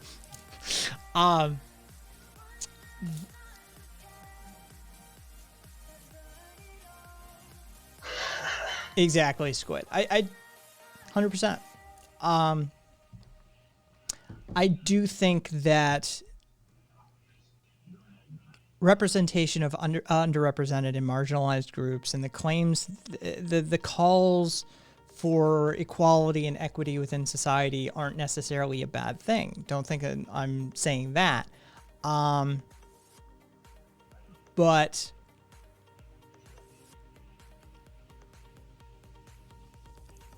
it's one step from that to the next id poll thing. And that's where very few people don't take that step. And so that's where my sort of position on the matter comes from, or is informed by, is that you You then make an appeal to authority. Hey, Hable. You then make an appeal to authority within a neoliberal system to protect and justify your existence based on that identity. And that is where the problem crops up, right? Like, you should be treated as anyone else is treated. But you shouldn't be classified and treated any differently, better, worse, marginal, or otherwise, based on that identity, right? Like, that's the thing, is it's a societal problem, and then it becomes a governmental authoritarian issue. And it's that appeal to authority, it's that appeal to a neoliberal state that utilizes force as a methodology for creating and maintaining its coercive system that I sincerely, it freaks me out. It freaks me out. Yeah. That's cute. Me trade 6-foot ant. Y'all are too cute. You're all like in the same fucking house.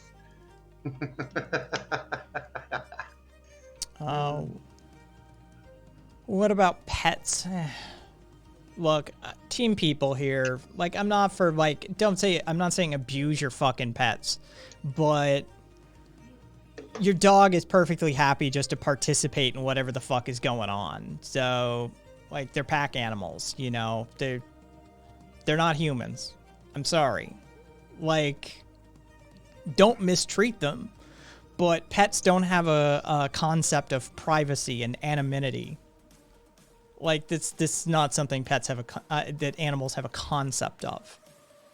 And so privacy rights and consenting to the distribution of one's own image via a medium such as the internet is not something that you'll be having a discussion about with your cat anytime soon.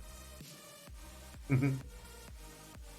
Yeah, Sassy, I'm okay. I just have severe lung issues, so yeah, you know how it goes.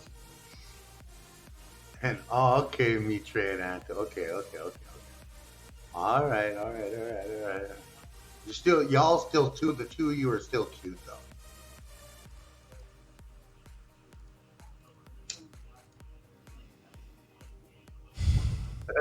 Sassy. I don't know. Yeah, it is funny how that is.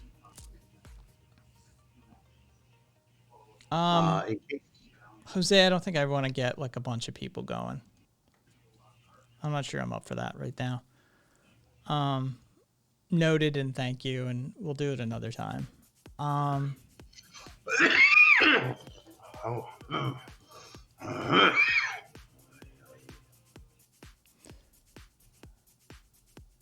Let's see.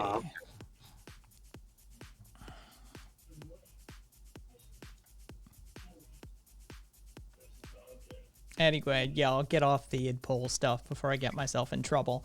Because as a privileged cis white male... Okay, what?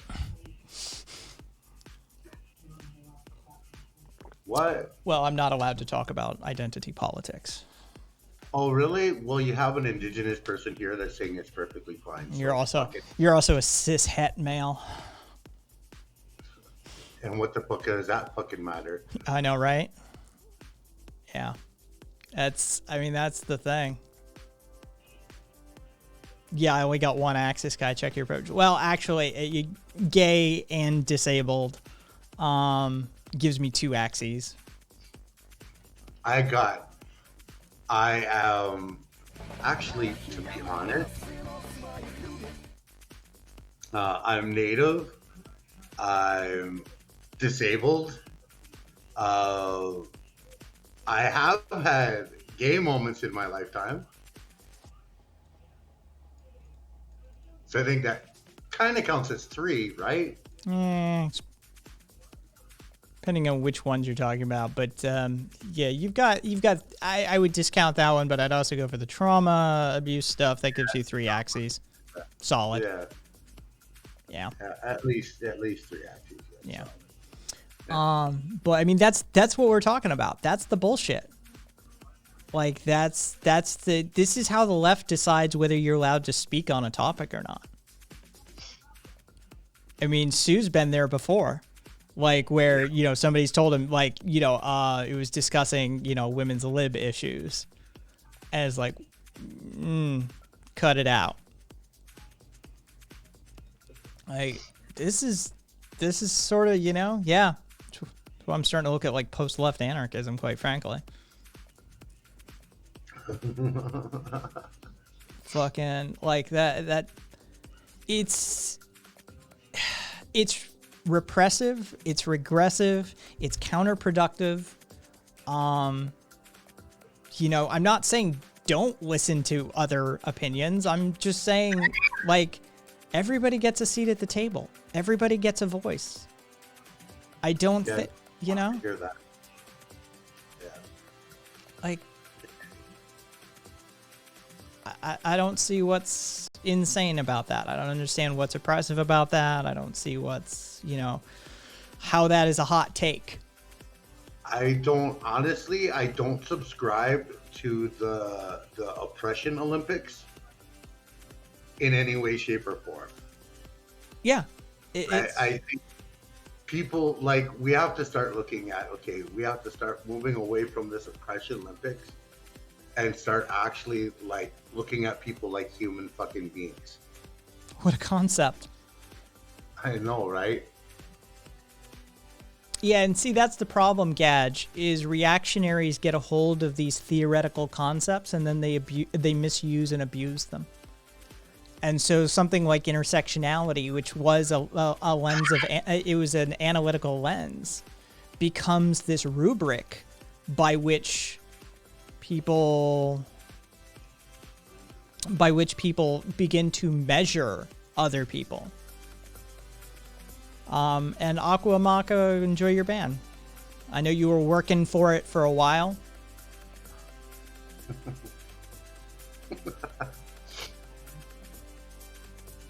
No, that's the thing. See, I think when we're looking at this, if we continue down on the left with this oppression Olympics, we're going to be cutting people out. Now, how the hell can we on one hand state that we're for equality and we're for human beings and actually developing and having a better life for all of us if we're cutting people out? I find the punitive behavior of the left to be quite hypocritical. I mean, in the same sentence as calling for rehabilitative justice and, you know, fair treatment of felons and how society shouldn't be treating our criminals as such. If you have a particular opinion, there are those that in the same breath as screaming about rehabilitative justice will cut you off at the knees for. Yeah. I find there's a fair amount of, I mean, it's, and again, I'm over on the left, right? So this is the group I'm talking about. But the fact of the matter is this is human condition. This is not unique to the left. This is. Oh my God. When I start talking about how Indigenous people have always traditionally done restorative justice, they look at me funny, like, what are you talking about? Like, oh my God, what? Like, well, you know, hello?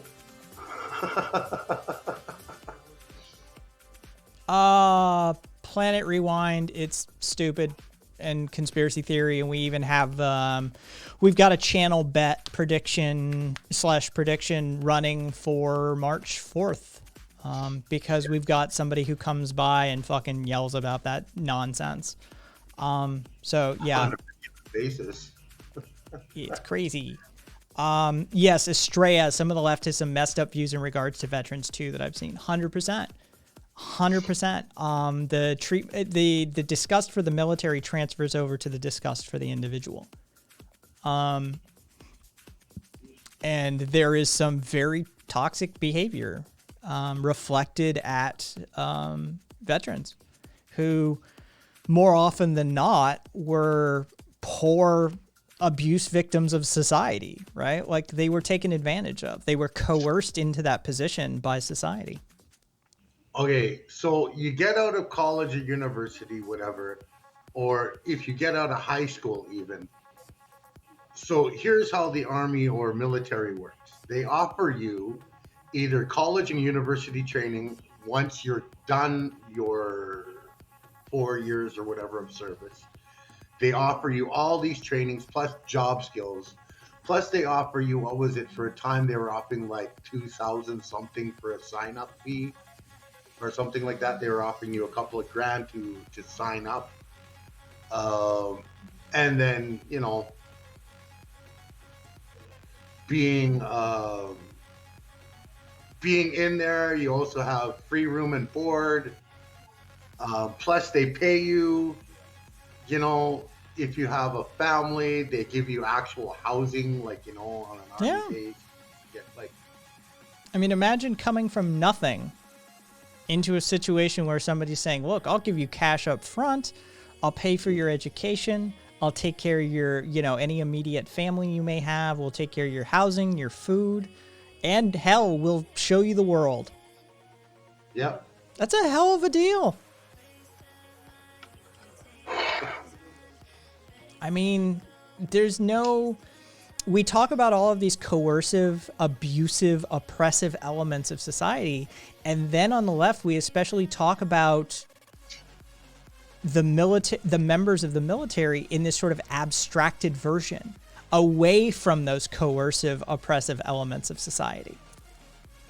That, you know, somehow that in this situation where we're all being forced into a situation to do things that we find unethical, that somehow this group wasn't a part of that, that they all knowingly and willingly chose that for themselves. Oh, hell no. The basic training, your basic training is brainwashing 101 hardcore. Yeah. It's like the ultimate extreme trigonomics class that you could possibly ever get. It's like, boom, hardcore. It's completely different from the rest of the population that gets a slow over time of bombardment of brainwashing. They get it right there, like hardcore in boot camp. You're trained to obey answers, never question them, or obey orders, never question them, and to be the perfect soldier. They brainwash you into that thinking. And that's the language right there. That's the problem. What's that? McCorp, that's right, but I think Bad Empanada's take is pretty important. There are millions of impoverished people. They chose not to become murderers. Mm-hmm.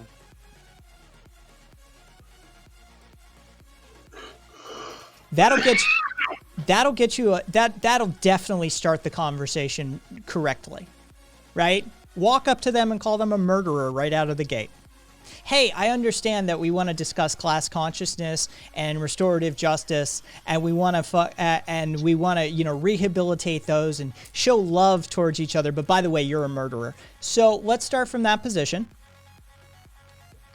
Like that is the. I've been on a panel, Kai, where they brought up the death penalty for murderers. And I was like, well, some were for it, some were against it. And I'm like, well, okay, in your philosophy and in your ideology here that you're talking about, does that also include people in the military? Because there are people in the military that have a huge number. L, hey there, L. Thank you for the resub. Hope you've been well. Hope you've been well, L. Yeah, no, I think that that's valid. Like, I mean, that's like if we're going to talk about those sorts of topics and we're going to frame it in this sort of leftist restorative justice, even murderers get a second chance. They were just denied the societal, you know, the necessary material conditions to thrive in society. And then we condemn the people in the military in the same sentence, in the same breath. We're hypocrites. we have to address that, okay, so you robbed and stole and killed and ended up in prison, but we're willing to give you a second chance. We're willing to treat you like you could be a productive member of society. We're willing to go that extra length to, give you the tools necessary to reintegrate into society. But if you did it in this other way, then we condemn you for life. It just doesn't... See, Mayhem, you have to look at it this way. Today's military, yes, they're murdering for oil, but they're not the ones issuing those orders. They are literally like, if you disobey an order, you're made to punish. You're made to be paid and punished for disobeying an order. Like, hello, sorry, Vile. I was just to say, and Cool Boy, you're right. If we want a big umbrella, we need to start acting like it. And yes, Jose, that is true about the not all experience is correct to material conditions, and all truths are not correct to our goals and agendas as leftists. But I'm really glad that I have the same thoughts on all the time that you're voicing now. It makes me feel good that this conversation is happening. If I were like in my normal sort of like, if I weren't in a post-rage sort of like wind down that I'm in now, we probably wouldn't be talking about this. But there is a certain level of I don't give a fuck going on in my head right now. And I know Sue can relate to that level of I don't give a fuck. And so we're having this conversation, right? Like, that's the thing, is I find so much hypocrisy in humanity. Again, this isn't condemnation of just the left. But again, if your family has issues, you talk about your familial issues first, right? Before you start tossing rocks at your neighbor's house, maybe clean up your own house first. So we're talking about doing some house cleaning. And there's so much. Mitre, what set me off? Probably just the mere mention of Mike from PA and some of the undermining underpinnings of motivations, which led into idpol. And you know me and idpol, Mitre. Fucking, it's a thing.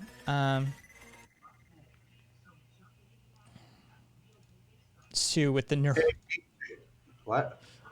Sue with the Nuremberg defense, Mitre said. No,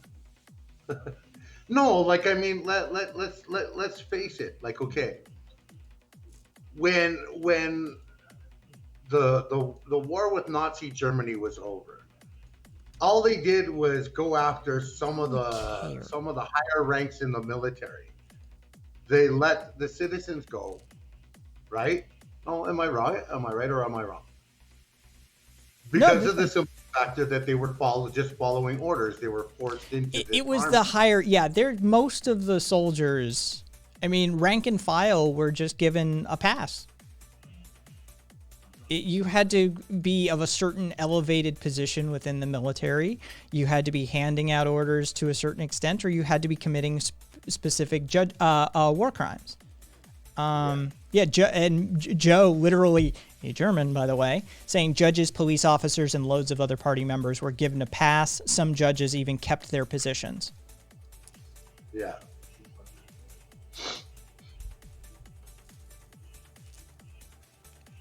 We're talking about the analysis. We're talking about the misuse of the rubric of analysis that is intersectionalism to become this sort of screening filter rather than a lens of analysis, Milton.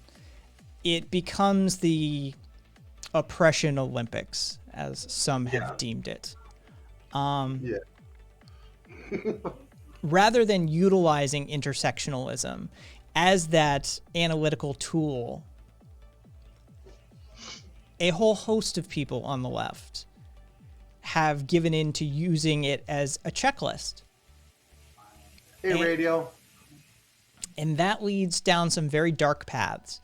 And we're sort of talking about this also utilizing an analytical lens such as like post-anarchism, which, you know, like Newman's analysis of it states that essentially utilizing identities as a methodology of an appeal to the state or authority or power structure becomes even more problematic.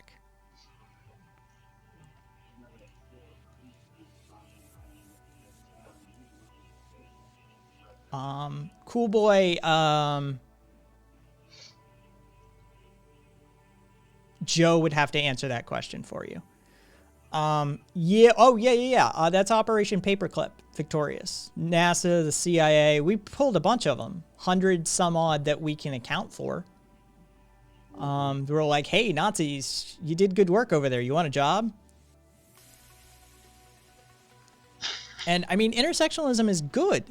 It's a useful tool of analysis. Don't get me wrong. I would count myself among intersectionalists, but this tool has been misused and abused by people whose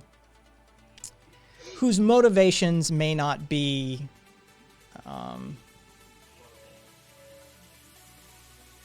as egalitarian as some.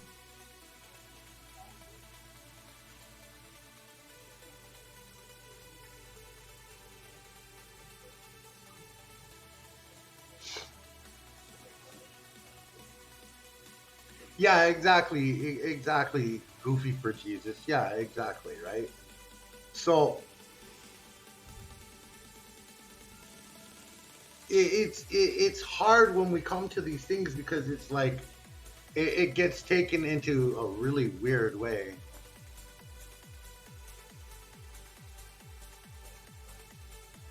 And Milton, no, I don't have my new mic yet. It's still all in the process of being delivered.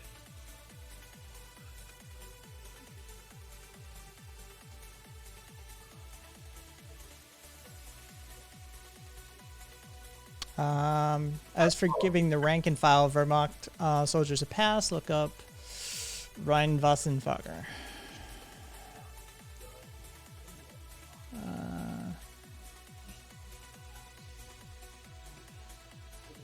Yeah, those are the camps. How many, though?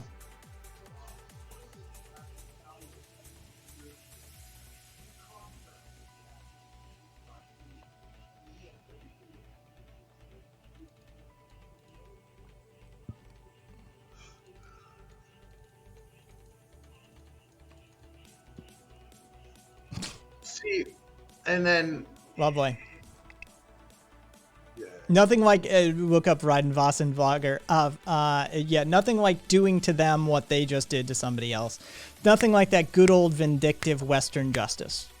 Basically, it was a series of camps that the West set up for German soldiers in which the death rate was ridiculous and shit like that. Fucking, we set up concentration camps for them after they set up concentration camps. Good old vindictive Western justice. Yeah. You know, and it kind of laughs. I kind of laugh because it's like you find people still to this day who think that indigenous people want to return the favor that was done all these 500 plus years, and it's like, no, we don't really want to return the favor. That's not what we're about, and we continue to say that, but just because you think that way doesn't necessarily mean we think that way. L saying I'm an intersectionalist, but I think it's true. People use it as a tool for bullying, egotism, abuse, etc. I do too. That's the truth. It's not.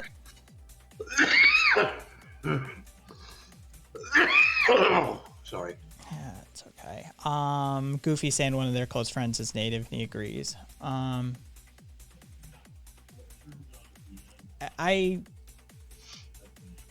think it's a sad point, and I think we need to talk about it more. And I think a lot of people are in actual denial about it. And Goofy, tell your close friend, I said hello. Hello, Mikola. September, tagging me specifically. This is an important point I don't see leftists bringing up. Leftists have no problem criticizing nationalists for borrowing the pride of the accomplishments of key members of their country, let's say, when they do but then they do the same and borrow the oppression of other generations and members of their minority group they've never faced. Literally look up the term. Rheinwasenlager. Milton. There you go. Look up that word specifically, and you'll find it. I mean, it's not nearly as bad as extermination camps the Germans were running, but they definitely are concentration camps, and the, let's just call, health and safety standards for them were intentionally low. Just put it that way.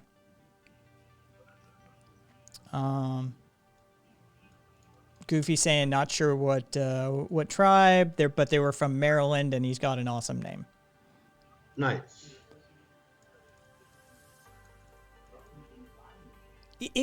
That, Gadge, thank you for putting it in that verbiage, in that wording. In certain instances, it's important to uplift particular voices, but not silencing others to do it. Everyone has a seat at the table. Mm-hmm. Right? Like that's, I'm not saying that, identity politics or identities of individuals and marginalized individuals don't play into this. They've been oppressed. They've been, taken advantage of. They've been, raped and pillaged for generations upon generations. And we should elevate that position. But you don't do that by silencing other groups. And we have a tendency on the left to shout other people down rather than lift other people up. And again, the right does this as well. Not saying that this isn't human nature, not saying that this isn't, near universal. All I'm saying is that this is my house. Let's get our own house in order. Ooh, I've actually sat there and heard of a group of women that are saying that they're taking back their bodies. Meaning they're not interested in men who think that if they go out on a date with a man and the man thinks that he has owed sex with them.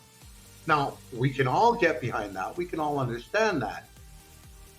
But the problem that comes out of that is when you ask, well, what if the men don't want to pay for every single date or pay for dinner and movie and stuff like that on a date? No. Women like to have dates, where men pay for things and it makes them feel special and stuff. Oh. Sue, so it's not a two-way street. Who is the left silencing? Sue has experienced this directly. Sue is a disabled, indigenous, you don't mind me saying the rape survivor part, right? Like, okay.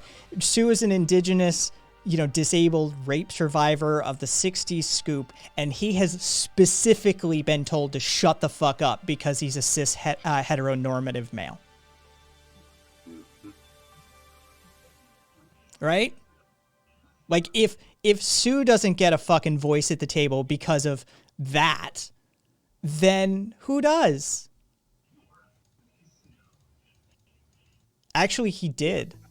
Did he shut the fuck up? He did. Sue was silenced for a little while. Like, I've been on calls with Sue before where Sue's like, yeah, I'm not allowed to talk about that. Yeah. Yeah.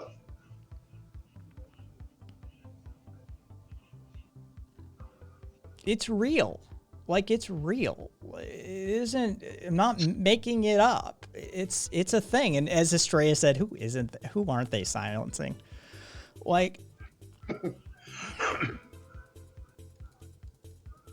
I have been in places where I have watched white-only content explaining my history and have felt like, how dare I speak up? Leftist spaces, mind you. Mm-hmm. Not right wing. It's a thing. Anybody who's been Exactly. Joe has experienced it. I know Mitre's experienced it. I've experienced it. Sue's experienced it. Fucking Elle has experienced it. And Elle, I hope you don't mind me mentioning Elle. I mean, Elle is trans. And I mean, it's, yeah, Squid fucking has experienced it. Fucking, I've been told I shouldn't talk on queer issues because I'm in a heteronormative marriage, which, is hilarious, says Squid. It's real. It's a thing. And it gets even that. There's some people that I have that are in my community that I love dearly and are a big part of my community and my life that are trans women. They once were men, now they're women. And they get told to shut the fuck up and what the fuck are you talking about? And it's like, really? Or the comments of, well, trans women aren't real women is like, what? Like, seriously? Well, Surfer Girl, Elle said it just above, like 5 pages worth above now. And Mitre and I have had long conversations about this sort of thing, and Joe just spoke up about it, so I'm not really speaking for them.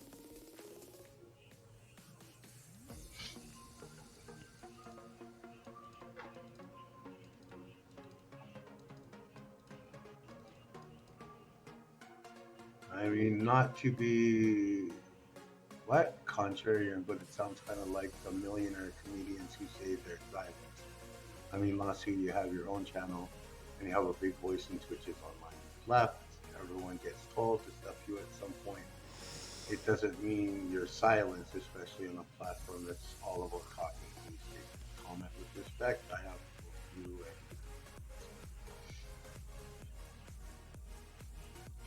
Milton. Thank you, Squid. How do I? The comparison to Sue, for Sue to a millionaire comedian who has an international platform, an entire team of staff who he can pay, a publicist who could get their name and voice into a magazine, is one of the most crazy comparisons I've seen in a while.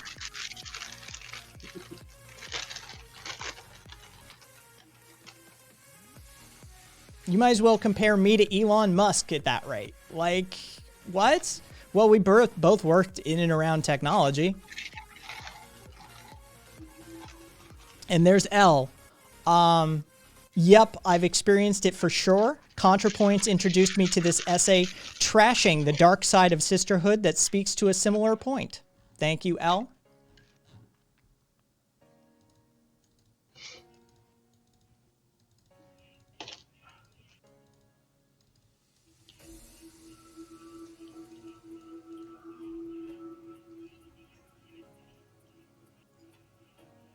Maybe excluding some from...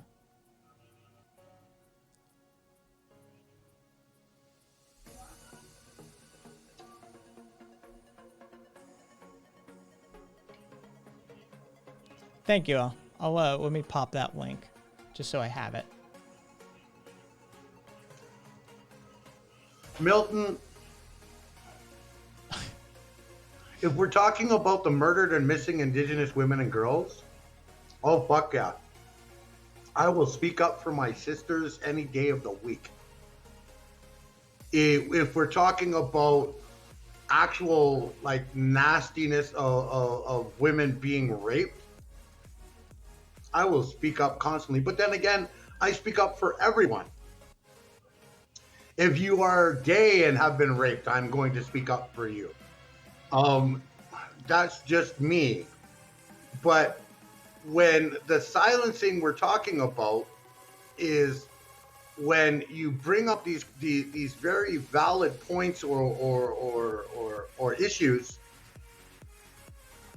and you get told to shut up because you're not white enough for them, or too white, or too male, white, or too straight, or too gay. That edge cuts in a lot of different directions. Sadly. Yeah, Milton. Yes, I do speak up for many people. Yes, I do. And I will die on that hill. Milton, you ever seen what happens in leftist circles to streamers and people who go that direction and continue to hammer that point?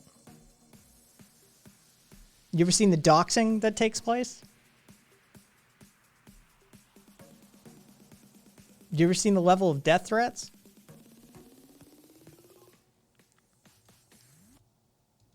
Yes, Twitch. Fucking serious Twitch saying, yeah, that's like telling people they can't be depressed because others have it worse.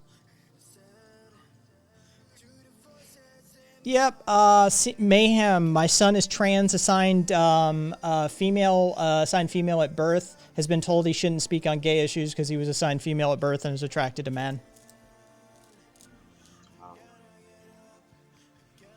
Yeah.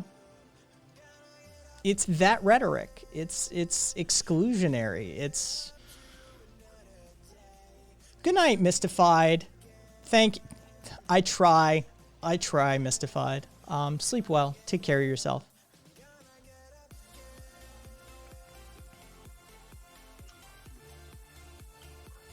On most days, I have anywhere from 20 to 50 people watching. On a good day, I have maybe a couple hundred.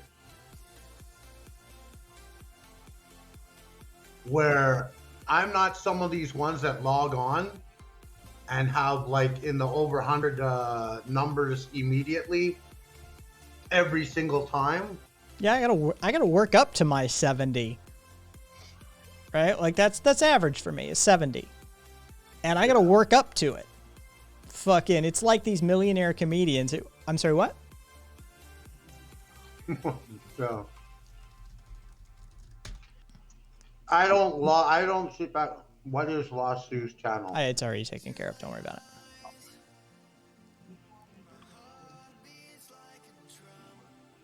it. Exactly. I'm of the same. I think, like I said, I'm talking about the left because it's, yeah, and don't forget the fact that Amazon can literally shut them down whenever they want. Because I think we should get our own house in order.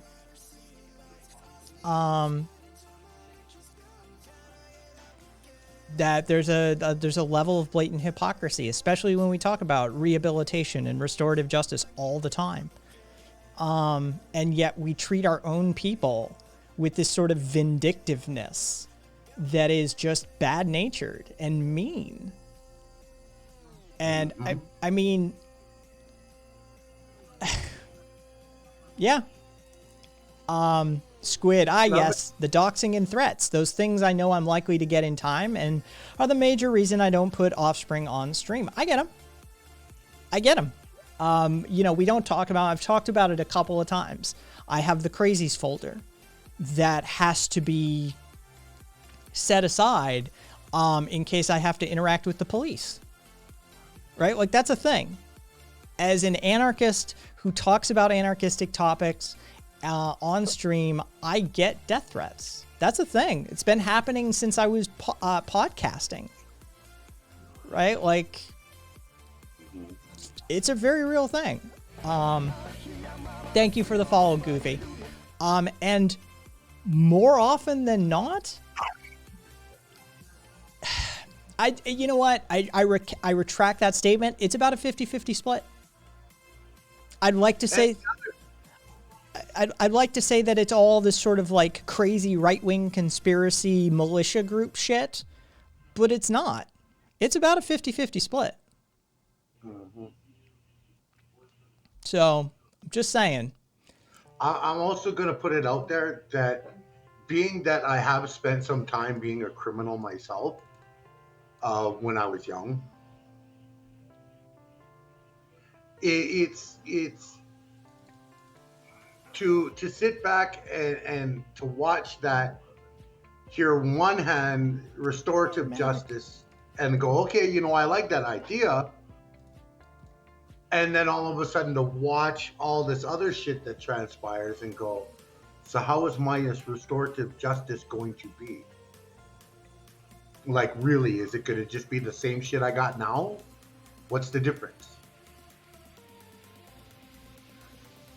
Comic girl. That's fair. You know. Hey, comic girl, as a man who's on the net, I get women's tit pics and their other private parts of their body, left, right, and center, whether I want it or not. I also get threats too. I get horrible comments as well. Welcome to the club. Yeah, Goofy, what's the point of serving a sentence if you're labeled for the rest of your life? I mean, that's the point of... I thought that their debt to society was paid once they served their time, right? Wasn't that the deal? No, it's not. And... You know what? No, medic. Yeah, I know. That was being good. That was being silly.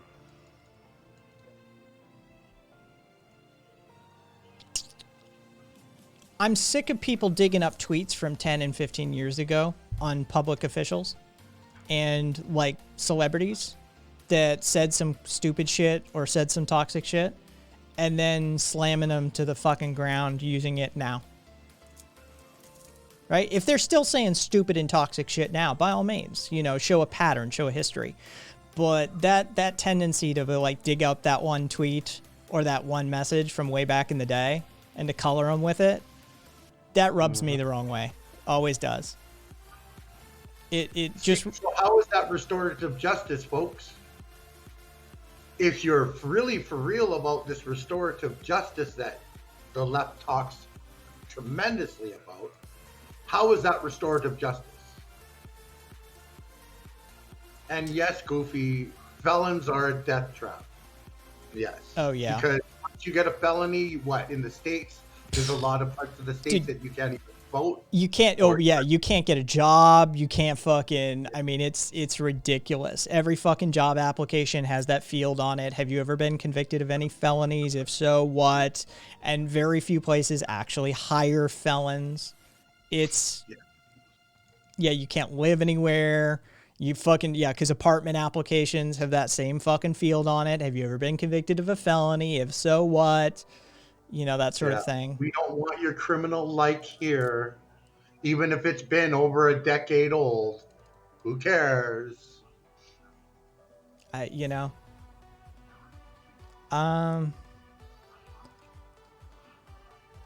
Which, why now when we take a look at that, right? Which is why Indigenous people and people of color hold such a strong affinity with the criminal element. Because of that simple factor, we can relate. There's a common memory there. There's a common bond. Yes, see, there is a different set of rules for wealthy people. Beer Nutter, resisting arrest, it can be charged as a felony or a misdemeanor. In most places, it's charged as a misdemeanor, but depending on circumstances of your case, it can be elevated to a felony. So, yeah. Resisting arrest with a federal police officer could be elevated to a felony pretty easily, I'd imagine. Yeah, that's one of those things that's a catch-all law.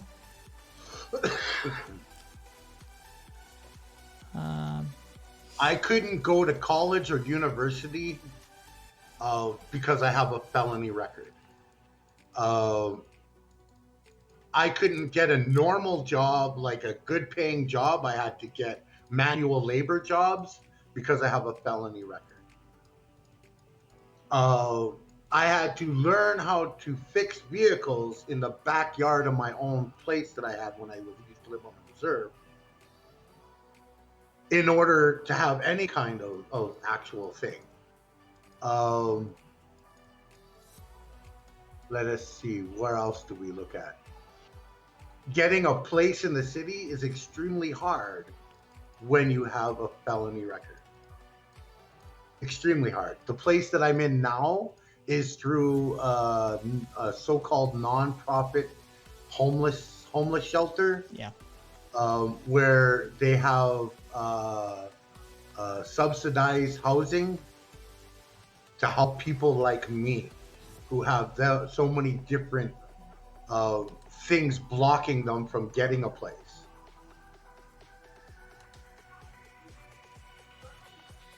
So, you know, it's quite. And it's also a lot of that NIMBY shit. Not in my backyard. There's a Utah guy right now who in Salt Lake is fighting against the city council because he just one day decided he just went down to like where a bunch of the houseless population was camped out and said, as long as you don't fight and you don't do any drugs, I've got property. Like I've got space by my house that, I mean, there's land in and around, like around my house. You're welcome to camp on it.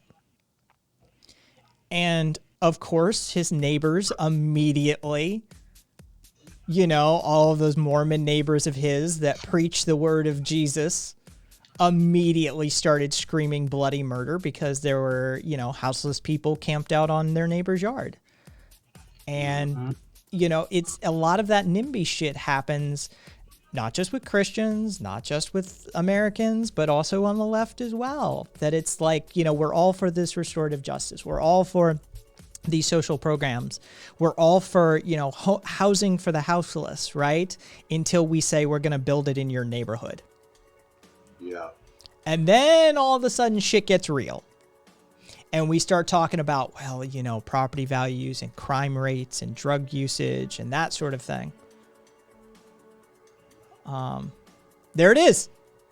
SEP 918. I mean, brother, I don't think you necessarily want homeless people living next to you. There it is. Right there. NIMBY right in chat. Live on air. That's what it looks like. We believe in these things, but not enough to actually do them. Yeah. Heaven forbid. Yeah, it's like, as a prime example, the same homeless shelter that I get my apartment from went to set up an apartment. They bought what was once a hotel, and they turned it into apartment buildings. The neighborhood that it's in has a lot of crime already in it, but the whole neighborhood was an uproar of how dare homeless people, the mandate or the acceptance level into that place is that you have to be working, you have to be employed. Yep. In order to get into it. Housing first programs are rare. Yeah. Thank you for the Volodietrix. The one that I'm in, most of the people that are in the house, there's market renters, and then there's those of us who are in the housing program, that most of us are either elderly or disabled people. It is...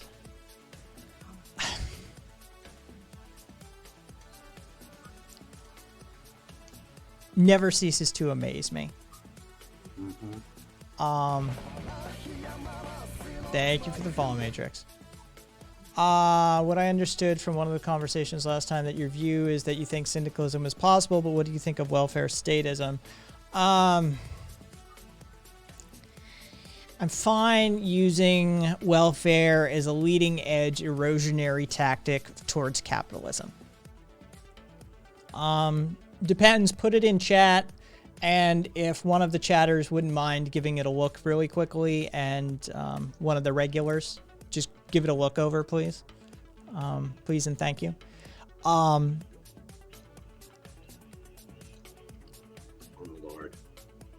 Now you want to become a reaction Andy. I do them from time to time. So, yeah, what do I think of welfare statism? I think that it can be used. It's Gorks, right? He's a French socialist that basically argued that you can utilize the welfare state as a leading edge of sort of a cutting edge of erosionary factors on statism and capitalism. So I think that things like things that you would utilize sort of the neoliberal statism to implement, such as Medicare for all, housing as a right, UBI, these sorts of things can actually alleviate some of the capitalistic pressures that hold people in a state of the state of philosophical poverty and keep them on the financial hamster wheel. And if you alleviate those, then you can attempt to have, how do I want to put this? That you can sort of begin to construct the emancipatory destinations beyond authoritarianism, beyond capitalism, and beyond statism, utilizing those as an underpinning for it. If you alleviate the poverty of philosophy, if you alleviate the financial hamster wheel, then you can have time to talk about, dismantling the police state that helps maintain that neoliberal hyper-capitalist status quo, and then you can sort of make progress eroding the state from within. I do think it is possible. So I can be in favor of it as like an anarchist. Jose, hope that answers it. And I would have to even go further with that and state, if we're ever gonna change this, y'all motherfuckers better start getting behind land back, because the landlords ain't gonna give up that stolen land and property to collect and live free off of your hard labor. Yeah, the rentier, that's the economic term is rentier. It's actually spelled R-E-N-T-I-E-R, but it's French like everything. And yeah, they're called the rentier class. And they're like intellectual property holders, landholders, the people who own AI algorithms, this sort of shit. They're the rentier class. And we need to eliminate them entirely. And don't take that as like a call to violence. It's just you need to eliminate that economic concept within your society. They are parasites on your system. Yeah. And was it L that dropped that? Yeah, 17 million vacant homes. Yeah, we have way more homes vacant in the U.S. than we do houseless people. And so, yeah, no, it's a matter of political will. It's a matter of economic system. That's it. Juche saying in Italy there's 50,000 houseless people and 6 million empty units. Sounds about right.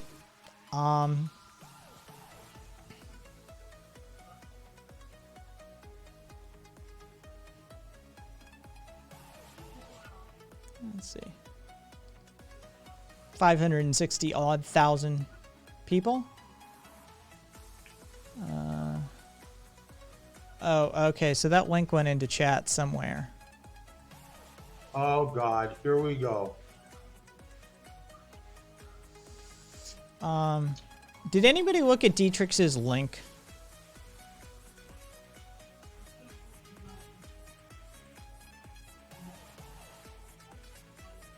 Oh, it's 16 minutes, a bit long to react to. Sorry.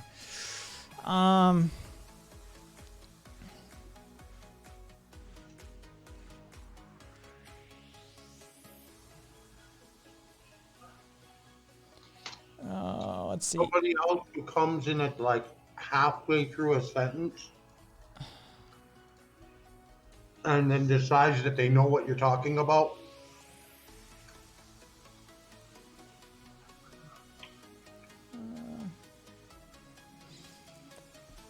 Oh, what happened?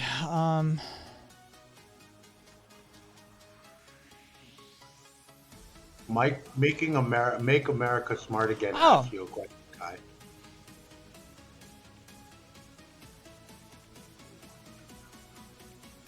Like I was saying, they came in at halfway through the conversation and.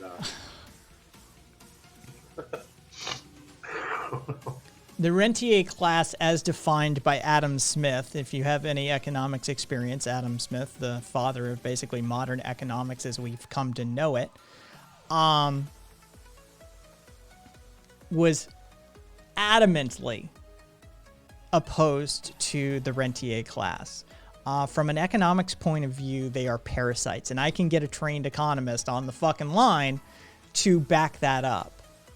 But the fact of the matter is that they remove value from the economy and they contribute none.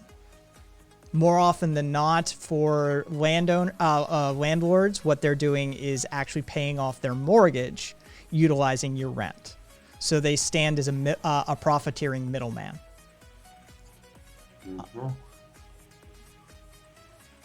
But again, Adam Smith was adamantly against the rentier class, as are most anarchists, as are most communists, as are most socialists.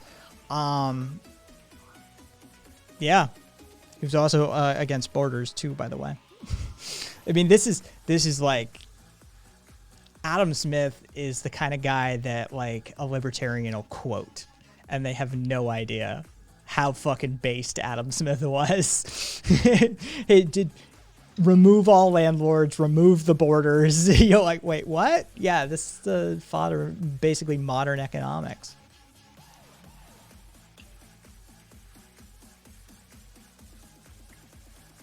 Oh God, here we go. Are you one of these fucking goddamn fucking extreme Puritan fucking Oh, tankies? wait. Hang on. So he's the meme, but you live in a society meme. Yeah, hang on. He's the meme. Let's just get the meme on fucking screen. Let's just look at the meme. We're doing a meme. We're doing the meme. Apple AirPods cost $159, but they can't pay taxes or decent wages. They're Chinese factory workers. Post, you sit on an iPhone. Gotcha. Cars should have seatbelts, yet you bought one. Hypocrite much? Owned. We should improve society somewhat, says the serf who is carrying a bundle of sticks. Yet you participate in society. Curious. I'm very intelligent. You're a meme. Literally, you're a meme. Like Mr. Gotcha, you live in a society meme. It's fucking hilarious. No room for expansion, no room for improvement, no room for critique, no room for change, because you're encapsulated within this construct that we call society. Like, it's literally it's one of the most anti-intellectual, anti-progressive positions one can take. It's staunchly anti-progression.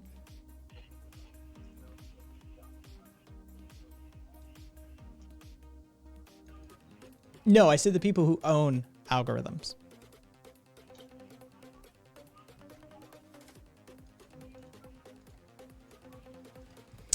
You do realize that building roads was progress, right? You do understand that finding methods to cleaning our water and then standardizing that is progress. You regressive fucks. I mean, this is what conservatism is, though. I mean, this is what it's about, is saying that it's good enough. And ideally it would have been good enough in like 1950s, back before, you know, all of the like brown people started getting all uppity and the queers started shoving all their shit in our faces and women knew their place in the kitchen. Ideally, that probably should have been when progress should have stopped, right? Societal and cultural progressivism really needed to be stopped then. But hey, you know, Jesus Christ, it is astounding, some of the fucking dumbass views. What did Jose say? Do you think Adam Smith would have been a leftist? By today's standards? With some of the things he expressed? Yeah. Yeah, like, I mean, he would have been called a goddamn commie by fucking the people on the right in America today.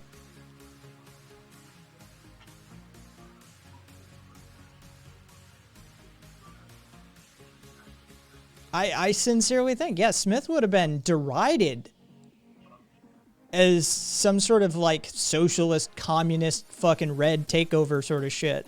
Oh, wow. So you spun his question. Okay. Okay.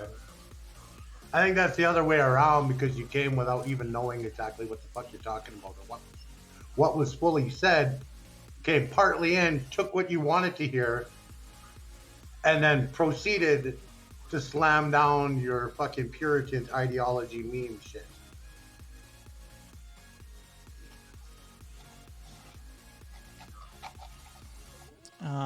I just find it hypocritical that leftists who complain about capitalism and then participate in it fully with no caveats or qualms. What caveats and qualms would then qualify?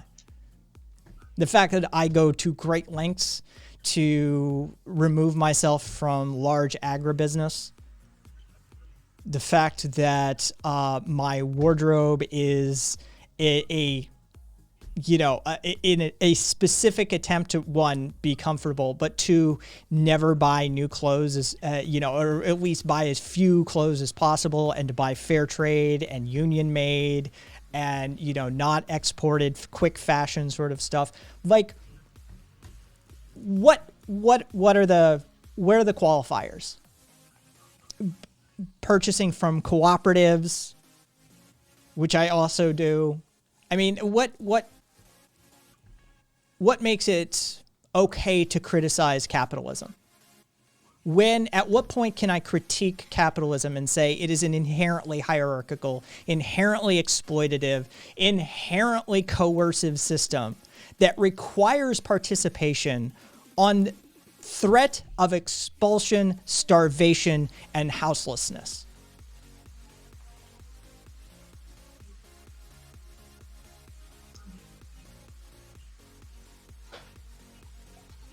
Well, I don't live in $1 million apartment, so I'm good. Cool. Done. Hey, Salvazar.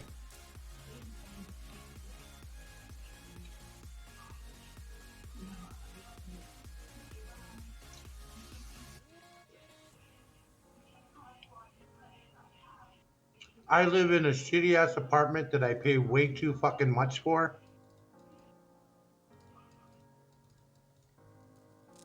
Don't buy iPhones, don't buy Starbucks coffee. So don't buy any cell phone, right? Because the iPhone is essentially the same fucking thing, right? You're still using Qualcomm and Foxconn made chips. You're still using Chinese mass manufacturing. So don't use any technology. So you're a primitivist. Wow. That's what you're saying. Coming from the actual OG primitivist over here, come back into today's world. Yeah, even the indigenous people are like, yeah, we left that shit behind. Like, what are you doing? And that's the great thing about primitivism, is that even though we still might want to, do many things that make sure that we're still all here as a species on the planet for many generations to come still, we also enable and are fully able to awaken to the possibility of new technology, of growth. What a concept. Wow. I just, I always love the puritopian, pseudo primitivists. Eurocentrist and prims just want the possibility of wild group sex orgies in the woods, says Radio. Radio. And here are the qualifiers. Don't be like rich. Don't buy an iPhone and obviously be privileged. Well, I've been told I can't do anything about my privilege. I can't. The best thing I can do is use it as a platform for others. That's apparently the qualifier. So I can't issue my privilege.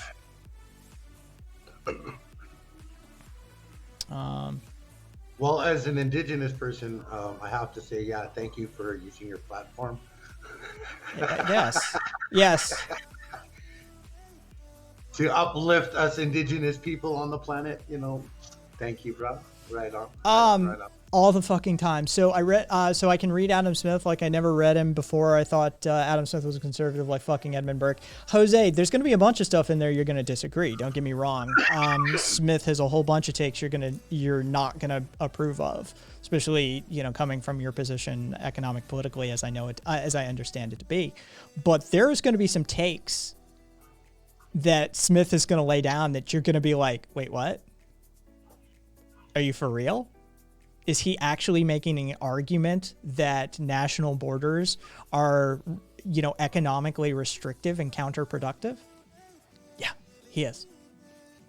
Yeah, there's some really based takes contained within some of his writings.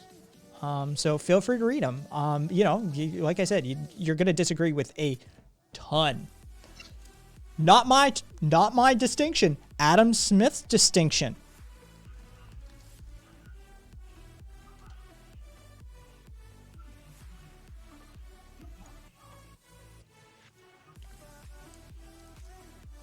Hey, Zetchap. No, Sept, we don't have a free flow of products. The free flow of products comes at an extremely high cost, and by the time it does eventually get to wherever it needs to go, it doesn't have a very long lifespan on the shelf because it's already sat waiting in some warehouse somewhere to pass through all the different inspections and stuff because of borders. Oops. Sorry, Sept. I love you, but I gotta call you on it.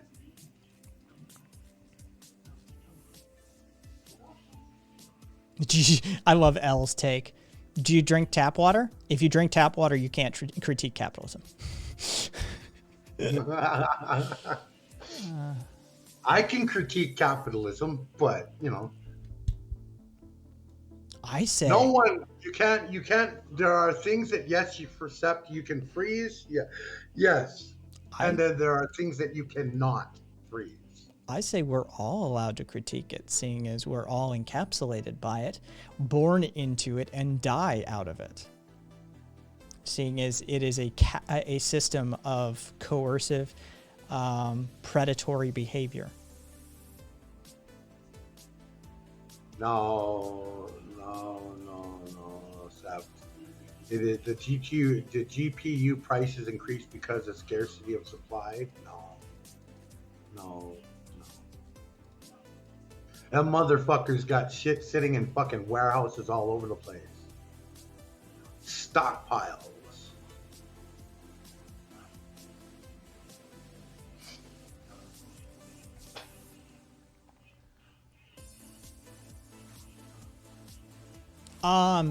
Jose, is there takes you disagree with? Yeah, the rational self-interest in competition leading to economic gains. I think, is foundationally contraindicated to anarchistic principles. But, within sort of neoliberal hypercapitalism, Jose, you're going to find that competition is a mainstay and a foundational technique that, is sort of fundamental to, I think it's... Do we have any mods wealth of here? patience. If we have someone, once again, trying to belittle someone. Who? Just tell me who. Well, Sept just sit there and told, if you scroll up a little bit, you'll see Serious Twitch, please don't use terms you don't understand. Yet Sept is providing information that he doesn't quite understand. What did Sirius fucking say? When tariffs increase prices. And on GPU. Oh, all right. Well. Yeah, and I believe Serious Twitch is correct in that, if I'm not mistaken. The tariffs did have a price effect. Most of the GPU stuff is a supply-demand issue dating back to the cryptocurrency run. But then there was also a shortage of silicon processors as a result of COVID and supply chain issues coming out of China. So GPUs had a fucking run on them. And then there was, of course, the increase of hobby building due to the COVID lockdown. But there's a series of knock-on effects. But also, I don't know if they got an exemption or not. Let me just check really quickly. No, they had a huge markup.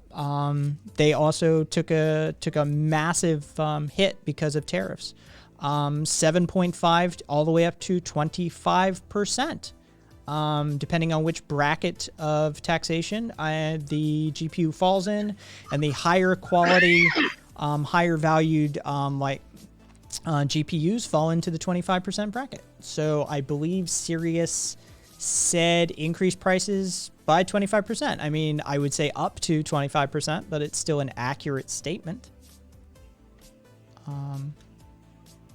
Yeah. So there we go.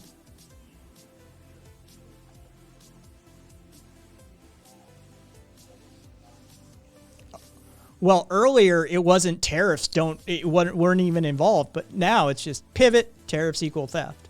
Yes. And whose tariffs were those? Good old Donnie Trump's. Because he and his followers have no concept of what a tariff is. They think it's a tax put on China.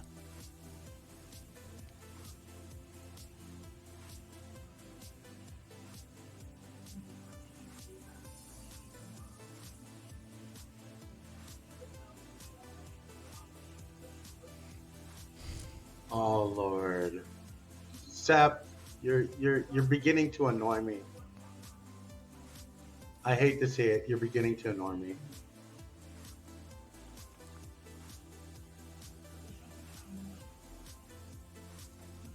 I will not have. I can't allow it. No. I can't have someone trying to act like they're the most intelligent person in the room, and everybody else is fucking dumb.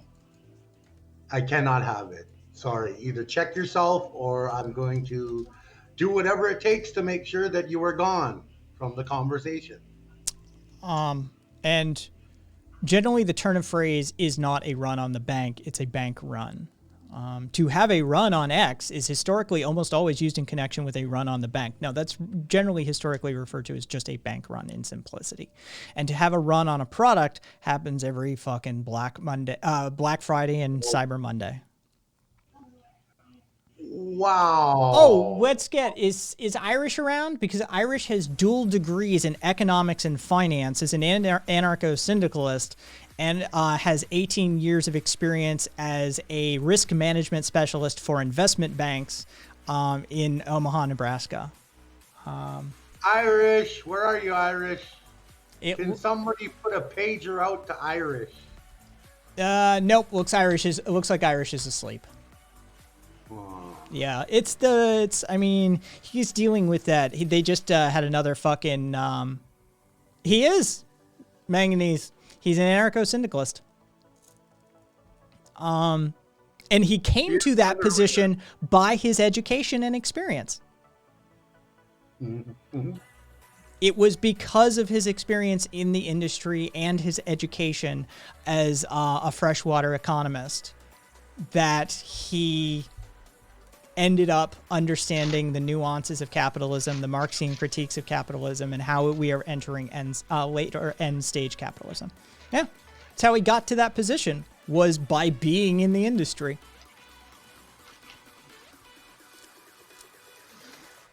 It's funny how that works. Good night, Elle. Good night, Elle. Sleep well.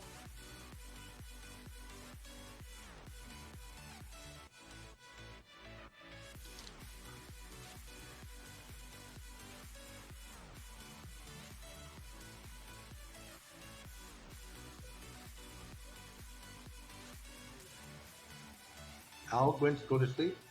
Yeah. Okay. Oh, all right. Does Proudly Kai talk? I've been talking this entire time. That's me. Me.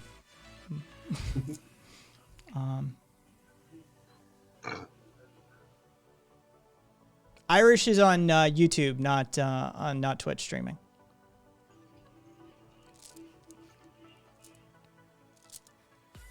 My name is Kai. Welcome, GGG. Yeah, Irish does educational videos on YouTube. The last one explaining why the fucking GameStop people were idiots. Oh,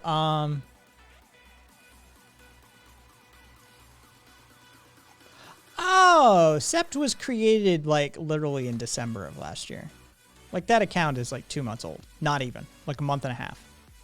Yeah. I don't trust new accounts. Especially when they act all trolly.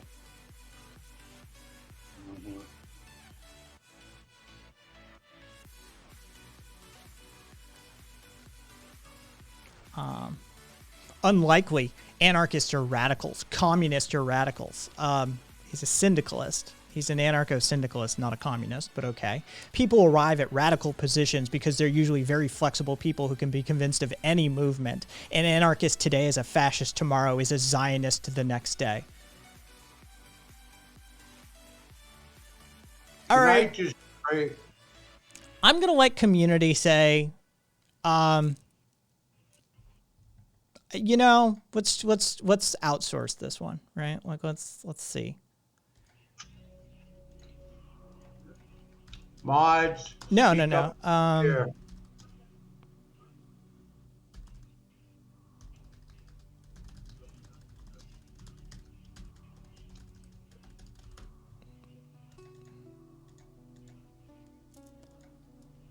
So, has Sept worn out their welcome?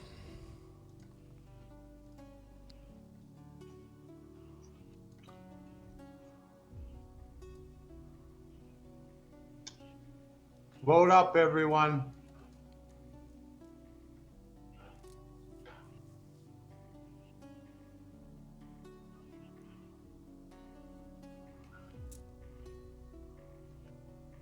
There's 66 people in here at the moment. Let's go.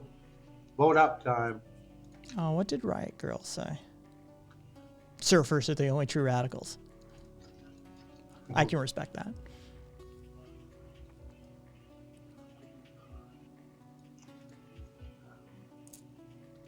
Hello, Ramsey. How are you? Hey, Ramsey. Oh, look at that. You have been found to be the weakest link and have been voted off the island. Let's see. Oof, 89 to 11%. 89% in favor removal. Well, there we go. They've worn out their welcome.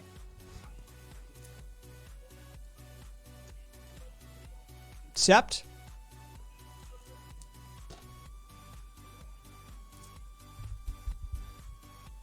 Best of luck to you someplace else. Yeah.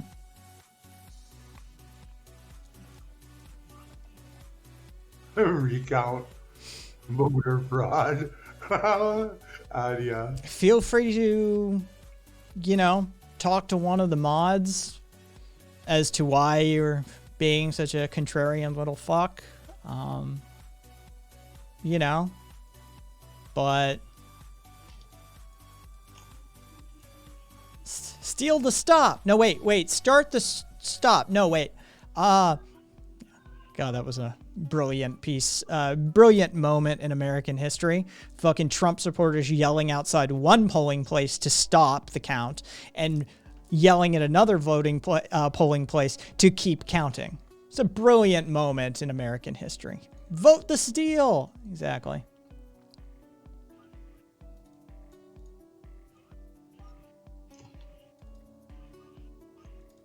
Yeah, stop the count, but only in the places I want.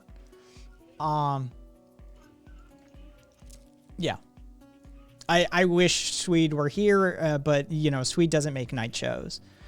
Swede's got a fucking, like, you know, he works for an investment bank, for fuck's sake. Yeah.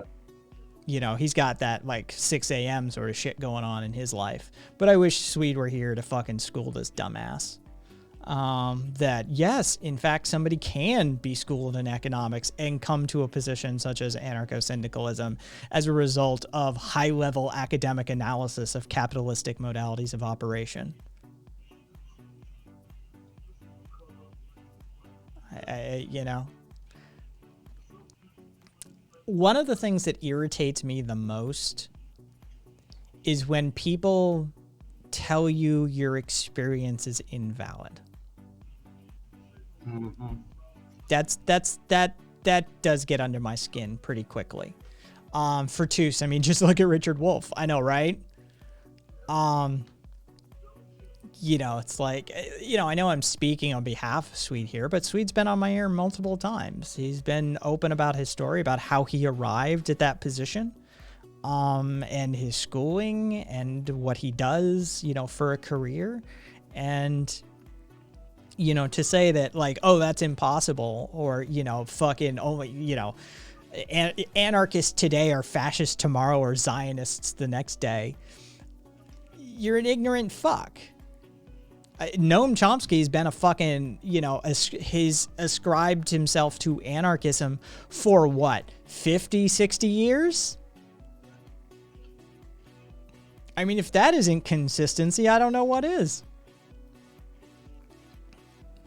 Emma Goldman died an anarchist.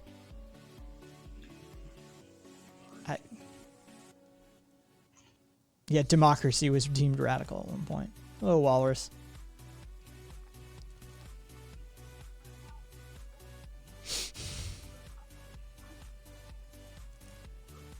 Yeah, I'm kind of there, right there with you, Adia. Kind of there with you.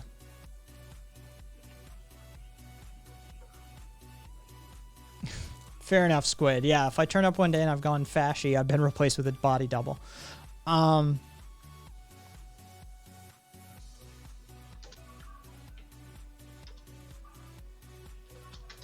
Yeah, that was Sept. Adia. Oh, no. No, that was the other one. That is claiming to be an economics major, I believe.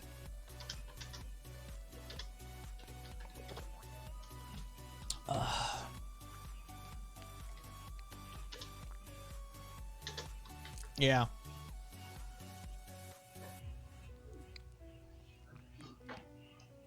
Isn't that funny that Make America Smart Again, for all the trappings, has been the least disruptive of them? That's funny.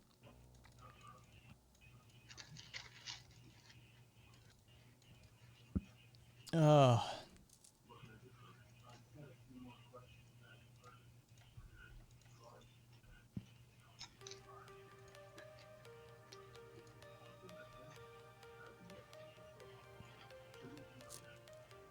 Yeah, I remember that one too. Dude asking to unban his buddy because they work in a team. Oh, that was Levier and W. Colt. Yeah. And we did. We actually unbanned W. Colt and Levier both. Yeah. Fucking, they're just young kids. That's the thing. They're just young and dumb. And that's fine. They were just having some fun. Fair enough. Fair enough. Astria, yeah, I agree with you. They couldn't vote, but they had an economy degree, yeah.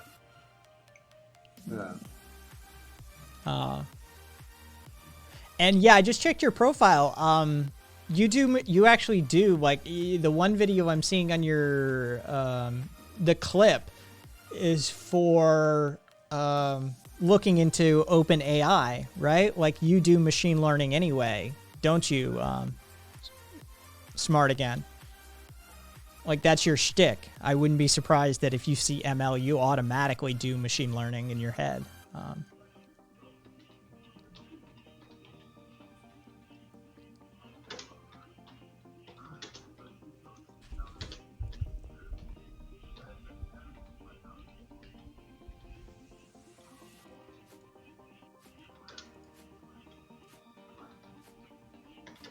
Yeah. Yeah, around these parts, ML means, around, like, in the political sphere, Make America Smart Again. I'm just going to call you Smart Again. ML means Marxist-Leninist. MLM means Marxist-Leninist Maoist. These are the most common ones that you'll see in a form of that. There's also versions that includes Trotskyism or Hoxhaism, or, you know, I've even seen, I've seen Z for the Zapatistas. I've seen G for Guevarism. I've seen a few different versions of that, but the most common version you'll see is MLs and MLMs. So Marxist-Leninists or Marxist-Leninist Maoists. There's also a version that includes Stalinism. They're a whole other fucking ball of wax, but yeah. All you really need to know is that anarchists technically don't get along with most of these people. We run a very big tent. We've got MLs in the community. We get along, but you know, fucking authoritarians. Are Stalinists taken seriously? No. Tankies, generally they fall under the tanky camp. When you have like a Maoist, Stalinist sort of thing, we generally lump them in under the tanky category, and nobody takes them too seriously. Once you start saying shit like, you know, Holodomor didn't happen, and, you know, once you start talking about how Holocausts that happened didn't happen, generally people put you aside pretty quickly.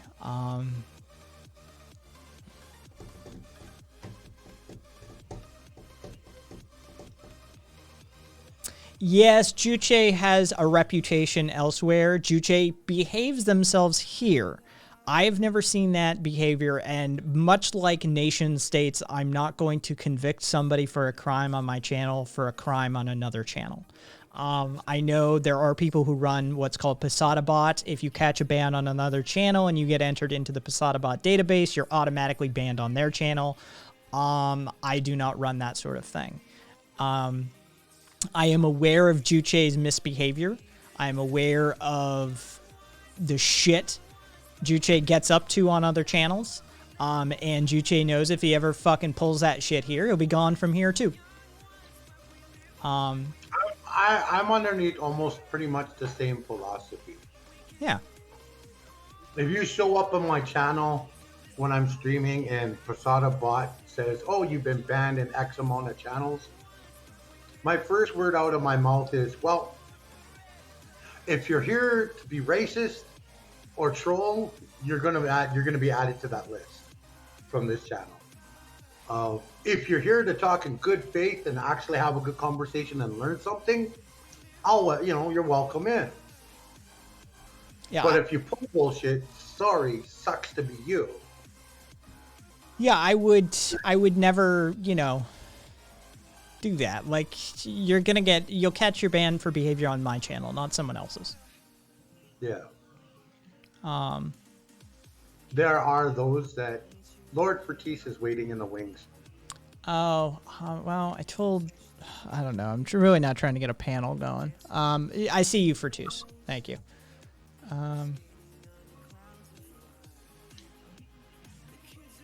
Hey, that is true. That is actually true. Thank you for, who said that? Jack? Somebody accessed the water treatment system in Oldsmar to Florida town near Tampa, and briefly increased the amount of sodium hydroxide, aka lye, by a factor of more than 100. So somebody tried to poison the water supply electronically. And y'all wanted to give us fucking that area as part of land back? Are you fucking kidding me? Well, you can run your own water treatment plants. I'm still of the opinion we should do that. Just if we're handing out pieces of land, let's just give them Florida. No, we don't fucking want Florida. Well, what if we take the people first? Well, maybe. Okay. We all know that's the problem with Florida. It's not. Florida's great. It's just Florida's insane.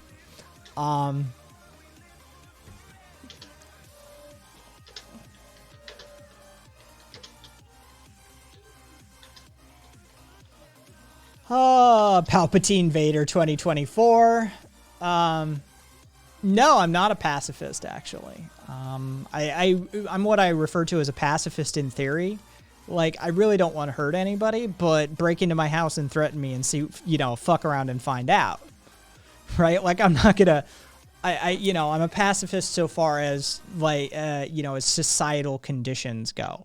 But as far as personal responsibility and self-defense go, well, self-defense is a pretty natural thing. Mm-hmm.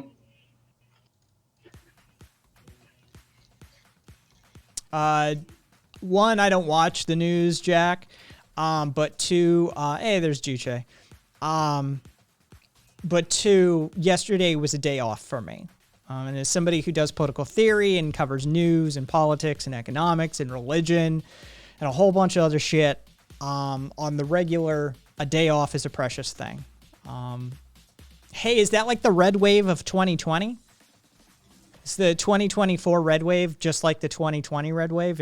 If so, fucking I look forward to it. It was a brilliant thing.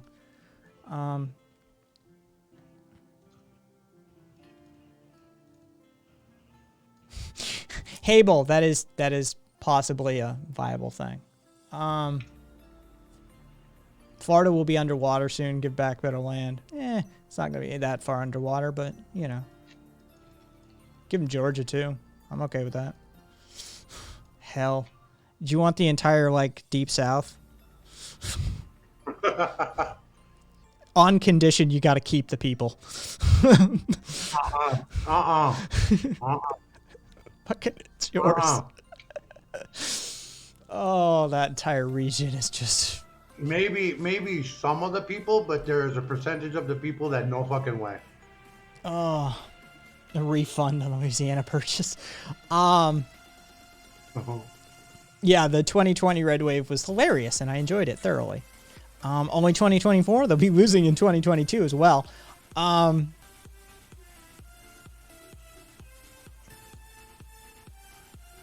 Yes, a stolen election.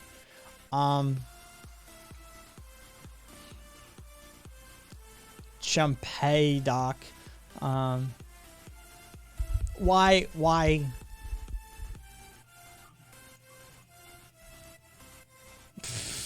Trump's not, at the rate he's going, Doc, Trump may not be eligible in 2024. What happens if Trump's eligibility is revoked? Where's the master plan? What's the 12D chess on that one?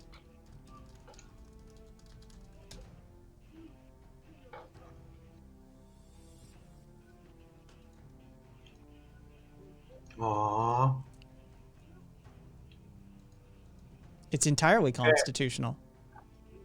I have to interrupt for a moment. Mm-hmm. You and Lady Rain need to kiss and make up. This leftist fucking channel shit in fighting amongst ourselves is too fucking much. She's been unbanned on my channel for a while. I know. The only time I hear this name is when she's talking shit about me on another channel. These things need to end. Well, tell her to knock it the fuck off. Move anywhere forward, if we're gonna move anywhere forward in what we are trying to achieve, we have to start uniting and coming together. Am I right or am I right? I think you're right, but I mean, like I said, the ban has been removed for a while now. The ban was caught in like October of last year, and I mean, the only time I hear this name is when I get sent a message behind the scenes that that she's on another channel saying how much she hates you. I'm ambivalent towards her, other than apparently there's this person running around all the time fucking talking shit about me anytime anybody brings me up. So, I mean, other than that, I'm ambivalent to it. Hey, lady, finally. Hey, I get messages on the regular. I've got screenshots. That's all I'm saying. But we need to heal this whole entire rift. Let us work towards that. I don't Call me care. Cola. Because, we're stronger together than we are apart. And understand, see the statement of praxis, this is not designed to be a safe space for marginalized communities. It never was. And Lynx helped craft that praxis statement. This is a place where there is actual engagement with sometimes Trumpers, sometimes fascists, and we have to be able to have conversations that make people uncomfortable. So as long as, you know, the idea that there is different praxis for different spaces can be respected, I'm all for it.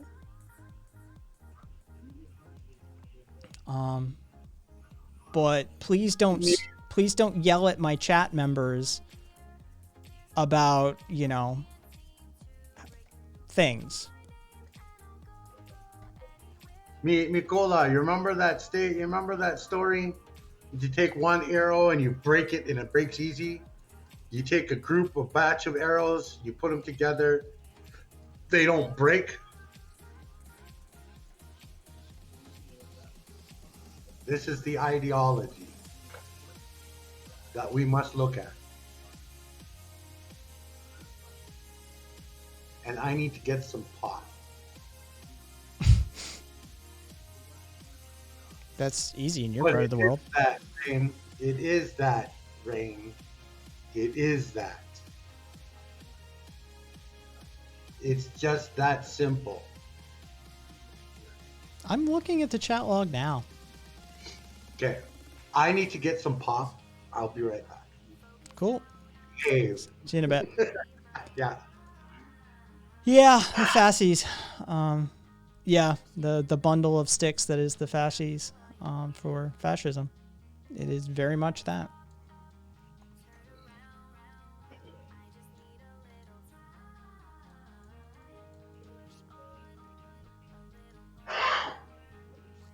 What do we got? What do we got? What do we got?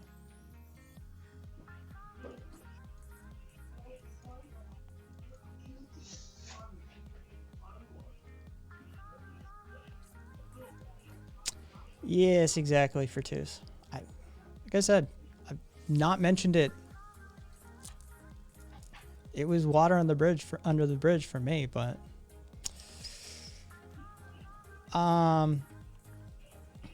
is Champagne Doc? Oh, Goofy, you're more than welcome.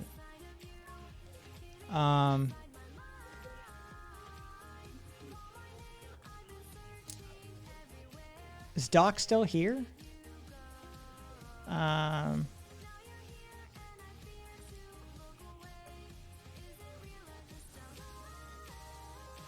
Or they already scamper off? So I'm just scrolling back to look at the responses as per the constitutionality.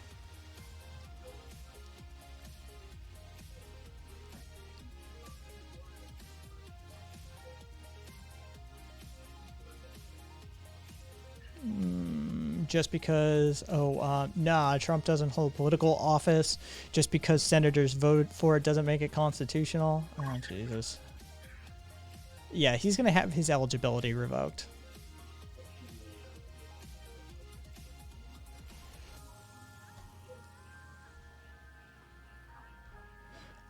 Smart again. We actually, we have like a channel favorite Trump/Q streamer that we sort of became obsessed with over on the Discord server. Fairly well popular, streams on Twitch. And yeah, we have a sort of perverse fascination as a community with this person at this point. Q people are fucking weird.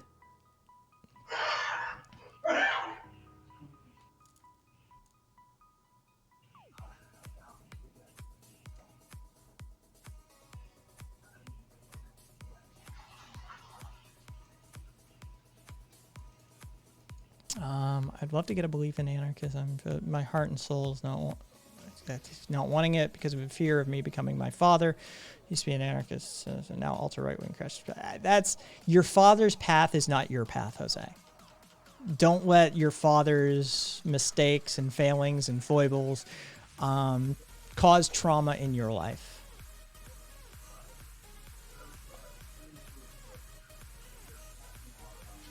Oh yes, radio. There is. Most assuredly, there's a fairly large Q streamer on Twitch.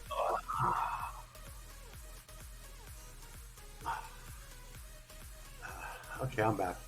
Welcome back. We were just talking about. Yeah, exactly. Xennial. Like, use that as fuel, not to become him.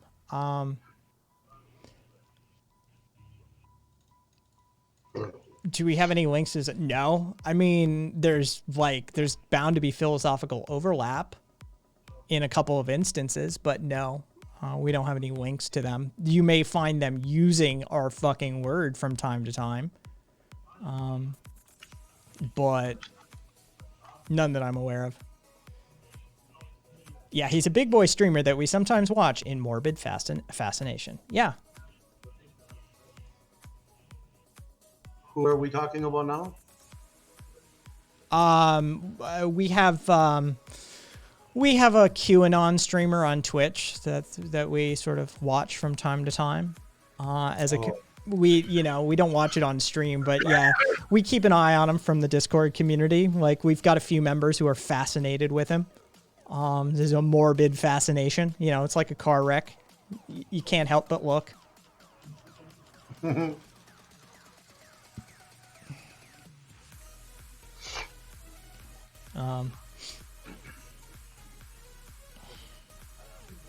Yeah, we do have a few people who interact as well. But yeah, it is, I can't take more than 45 seconds of it before I'm ready to start banging my head into the keyboard. So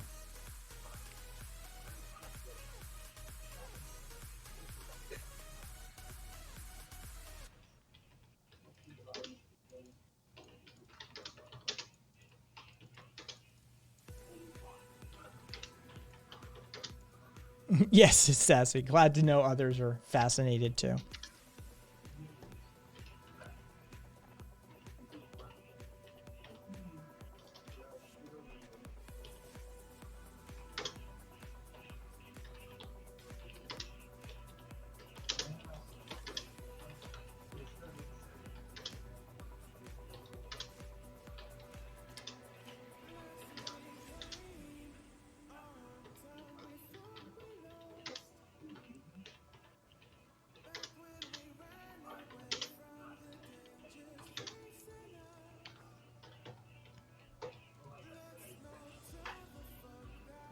I'm just looking at this log. I haven't looked at this log since October.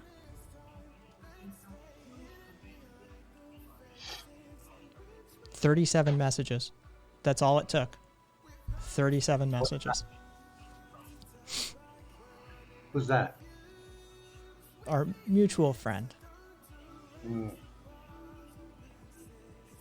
Yep.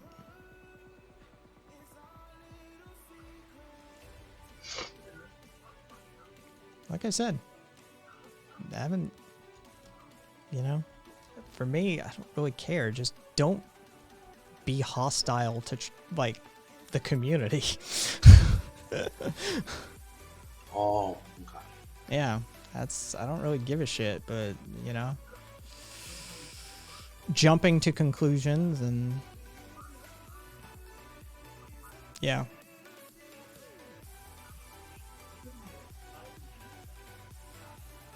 It takes time trying to heal and be real with each other.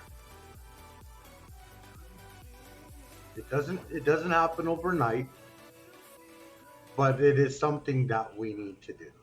Yeah, like I said, it's been water under the bridge for me for a while. It's the first time I've looked at that log because, quite frankly, I need a username to pull open the log from. But yeah.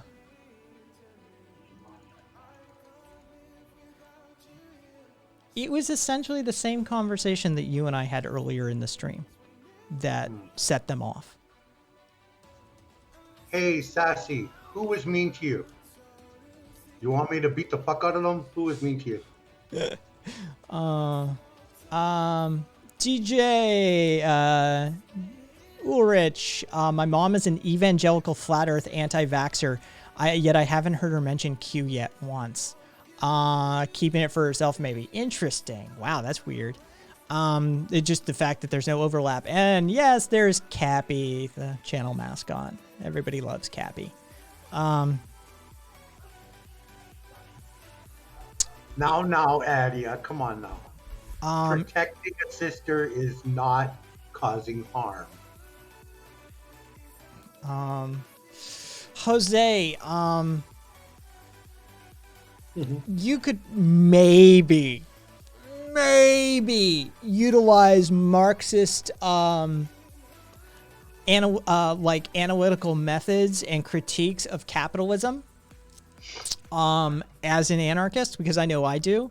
But to say that you are a Marxist-Leninist anarchist, you're never going to get away with that. Leninism in combination with the anarchism is contraindicated, and basically being a Marxist plus anarchist is a no-no for most anarchists as well. But to be an anarchist who utilizes Marxian critiques of capitalism is definitely a thing. I know many of us and them do. So as far as theory goes, that's a maintainable position. But the anti-hierarchical, anti-authoritarian sort of hierarchical organizational structure of anarchism is going to be very antithetical to a whole group of ML beliefs. So you're going to have trouble with that one.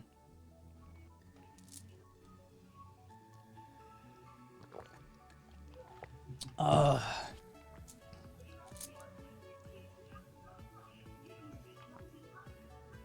wonder if there's a hierarchy. Does Q look down on flat Earth or vice versa?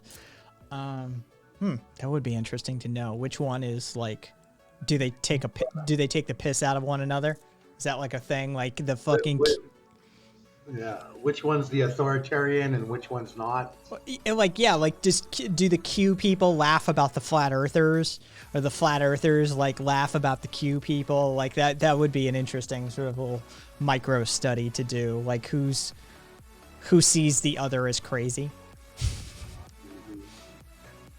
When they're both crazy. Quite interesting. That I think for those of you who are in psychology here in the channel, if there is any of you, I think that would be a very interesting thing to research and do a whole entire thesis on. Anarchism is academically formal as other things, Marxism, Leninism, and no political theory. In some regards, yes, but in most regards, no. Smart again. Most anarchistic theory is done outside of the collegiate level, though many of the more recognized names in anarchism definitely have academia behind them. But for the people who are actually doing the anarchism, most of them are either autodidactically educated or fundamentally are just doing it, right? It is separated from academia in a way that Marxism especially isn't. Marxism is very much an academic exercise at its core. And so, yeah, I would say that there is less academic pursuit within anarchism than there is in something like Marxism. Now, Leninism is a whole other ball game. That's another topic entirely, because I mean that is born of action. So there's an argument to be made there that maybe even it's far more removed from political theory and academia.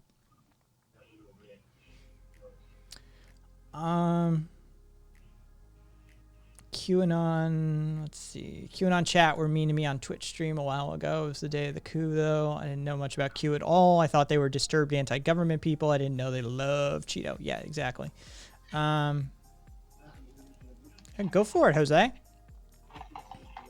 Folding Ideas video. In Search of a Flat Earth does that connection very well.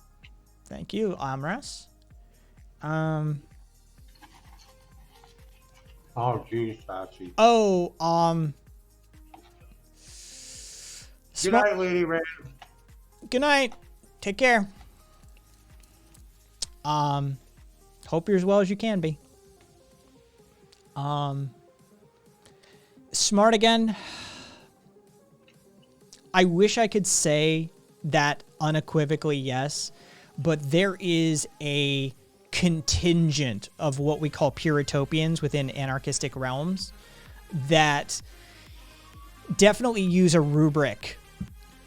They use a checklist for anarchism. And if you fail to meet one of the check boxes, if you fail to check one of the check boxes, then you're out.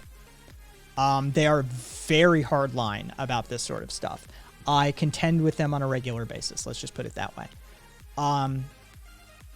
But by and large, the majority of anarchists you interact with are not going to tear you down because you didn't check box number 3. So there's that. Thorn Rex, I am familiar with No Compete. I've actually been on one of their panels they had. Yeah, I'm not familiar with. I'm aware of.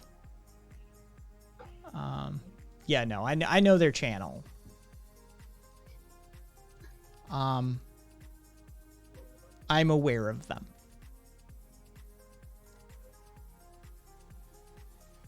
I'm a sociological geologist. I get tossed out a lot.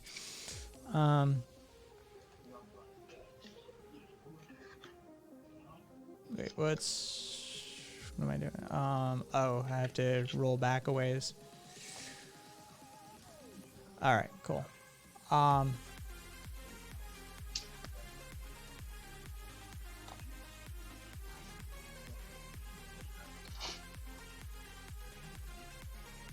Yes, it is a very well-kept secret, Thorn Rex.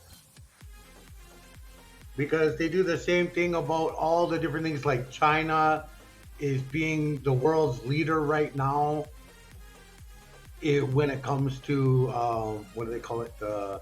What's that fucking thing that they do now with trying to save the environment? All these countries coming up with a time frame to reduce emissions and shit. Oh, that's the Paris Accord.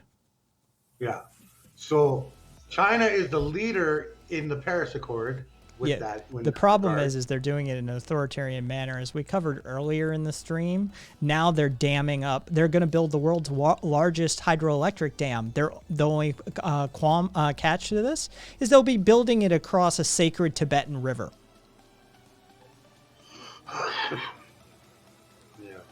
They don't really give two shits about whose water or rights or right to life they impinge in that pursuit. So, they're like, hey, we're building a giant, the world's largest hydroelectric dam. Where are you building it? Oh, we're building it in the Tibetan Autonomous Zone across a sacred river. Interesting. Yeah.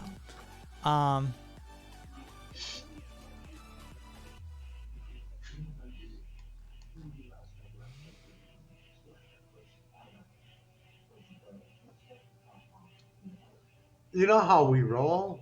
It is what they're an empire. I mean, they're arguing. They're a 2,000-year-old empire, right? Europe catches a lot of shit, but holy fuck. Do you know kind of the shit fuckery you can get up to with their track record 2,000 years old? Mm-hmm. That's an empire, motherfuckers. And it's kind of fucking hilarious because we're even hearing people now trying to find an excuse to go to war with China. Dude, we don't need a fucking war with China. We need to fix the shit in our own fucking backyard. Never mind this fucking stupid idiotic ideology of being the world police. Fuck Reagan. Fuck his world police. Fuck them all. Fuck that shit. Stop sticking your nose everywhere when you can't even fucking clean up your own backyard. Yeah, that probably don't give billions and trillions of dollars to insane despotic regimes in the first place. See Saudi Arabia, see Qatar, see China. See, yeah. I mean, that's the thing is, the world empowered them. Good night, Zealot. Good night, Zealot. Interesting, Adia. Same thing's happening in Ethiopia as well. Damning. Yeah, India. Yeah. Shit. Like, if it wasn't for the U.S. and its bullshit of sticking its nose in other countries when it doesn't even fix our own its own problems yet, we wouldn't have things like Al Qaeda. We wouldn't have that whole entire fucking situation if the U.S. didn't just stop sticking its nose in other places. But then again, there's a reason for it too, Yeah, because there's multiple different levels of reasons for it. We need an enemy. Like that's, I mean, when you have a military-industrial complex, you need an enemy. That's just how that works. Yeah, and then at the same token, if we notice every time that something really some tomfuckery is really going on, all of a sudden we need to go to war to remove the population's attention from the tomfuckery. Did you see U.S. ships are moving into the South China? Oh yeah, we've been preparing that for ages, Squid. The 2030 marine purchasing project shifts the focus from like land-based artillery systems into equipment that would be utilized in a South Pacific theater of operation. We've been preparing, hey Mythos, we've been preparing for that for quite some time. And then, I mean, you know, Australia as well bought like what, $800 million worth of targeted, guidance munitions from us for that very reason. Yeah, the South China Sea and the Pacific Theater is going to very quickly become the next area of escalation. Yeah. Egypt's considering war because of it, but they'd have to go through Sudan, and Sudan wants the dam that Ethiopia wants to build because it would help them too. Lovely. I'm sure that'll turn out wonderfully. So it's the thing, like, even if we didn't have the U.S. fucking around like that, we've still got, hey, Ethiopia wants to build a dam, and Egypt's willing to go to war over it, and they'd have to cross through Sudan, and Sudan wants human beings really... War over resources is as old as... probably the oldest tale, quite frankly, at this point. I mean, we see it all the time, people. It's, every time that there's something going on in the United States that the so-called powers to be don't want us to either know about or want us to forget about real quickly. All of a sudden, there's some outrageous war that we need to go to. Well, there may really be an outrageous war in the South Pacific. That's just... Maybe so, but... Yeah, war over resources is older than language. It's tiring. It goes back so far. Yeah, like the whole Vietnam War was not because North Vietnam and South Vietnam needed protection from North Vietnam. It was the CIA, and they're wanting the heroin trade. Well, it was a proxy war. Yeah. It was the United States versus the Soviet Union, and then eventually China, to a certain extent. It was a proxy war. That's what that was about. But it had nothing to do with the bullshit propaganda machine that they pumped it out to the United States at the time either. But I mean, that's empires do what they do. Soviet Union did what they did. The fucking Chinese do what they do. The United States does what they do. The European powers, be it Belgium, France, England, Italy, Spain. This is just what empirical powers do. This is, and don't for a second think it was always the U.S. The shit extends way beyond us too. Oh yeah. Everybody who's got skin in the game gets up to this level of shit fuckery. Yeah. You got a weaker nation on your border, and they've got resources you want. Well, guess what's going to happen? A war. You're going to go take them. Yeah. By any means necessary. Interesting. Wait a second. Yeah, Goofy for Jesus. Are you like I'm with Cool Boys? So, are you and somebody else? Smart again. Yeah, like, are you familiar with carbon dating? Because, yeah, that's fairly reliable and predictable. I mean, the decay of carbon-14 atoms is predictable to the nth degree. So geologists have pretty much gotten that down to, what's the word? Oh, yeah, a science. That's just the human way, Sassy. We just got better at it than most people. That's all. We turned it into an industry first, and it became a whole fucking thing. But, you know, Dutch East India Company, ring any bells? World's first $1 trillion value, $1 trillion company. It's a thing. It's a thing. Yeah.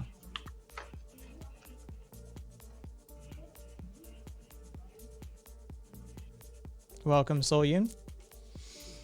Oh. When will you see what? Chinese boots on Australian soil. I don't think so, because Australia is also still part of the British Commonwealth. Yeah. If So China sets boots on Australia, there's a whole bunch of people involved. Yeah. I mean, that's... Because let's remember, Australia, when they decided to go over and colonize it, was set up to be what? Oh, that's right. A penal camp, right? Or no? Like Colony. Yeah, penal colony. A penal colony, yeah.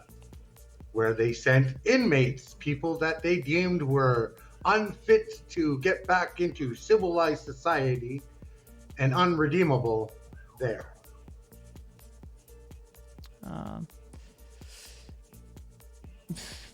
Penis girl. Riot girl. Penis. No. Penis. You would have... And that's the thing. Yeah, they'll do it economically. Checkmates is not wrong. They'll just do it economically. They're already there. Boots are technically on the ground already. They just didn't invade the same way that you expected them to. That's all.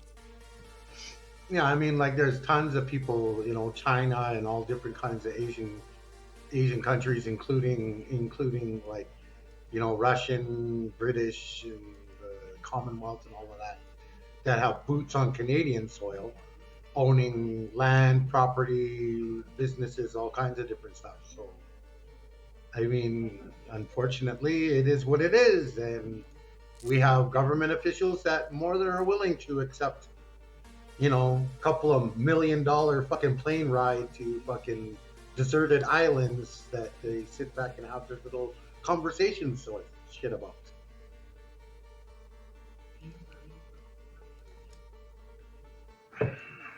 But I mean, yeah, I'm just checking something.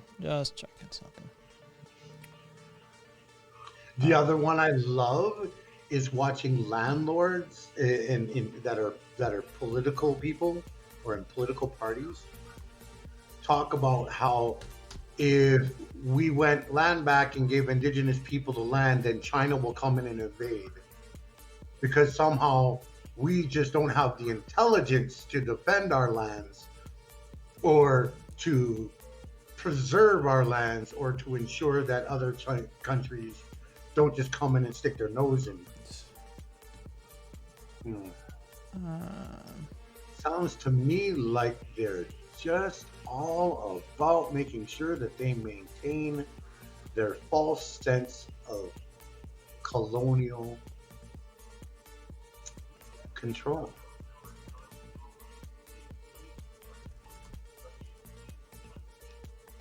And their pocketbooks. Yeah, that one.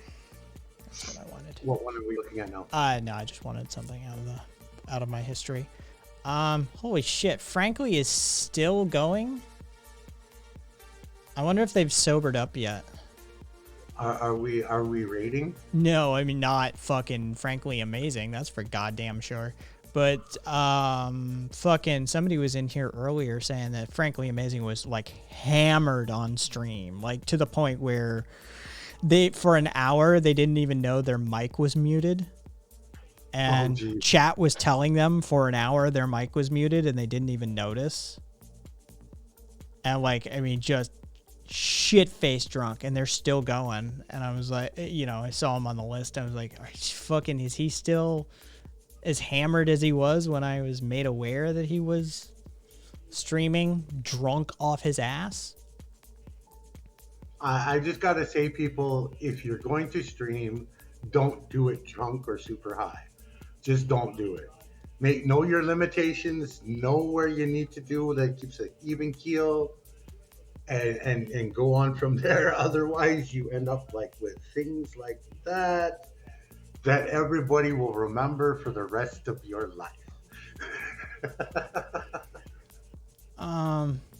Wait, hang on.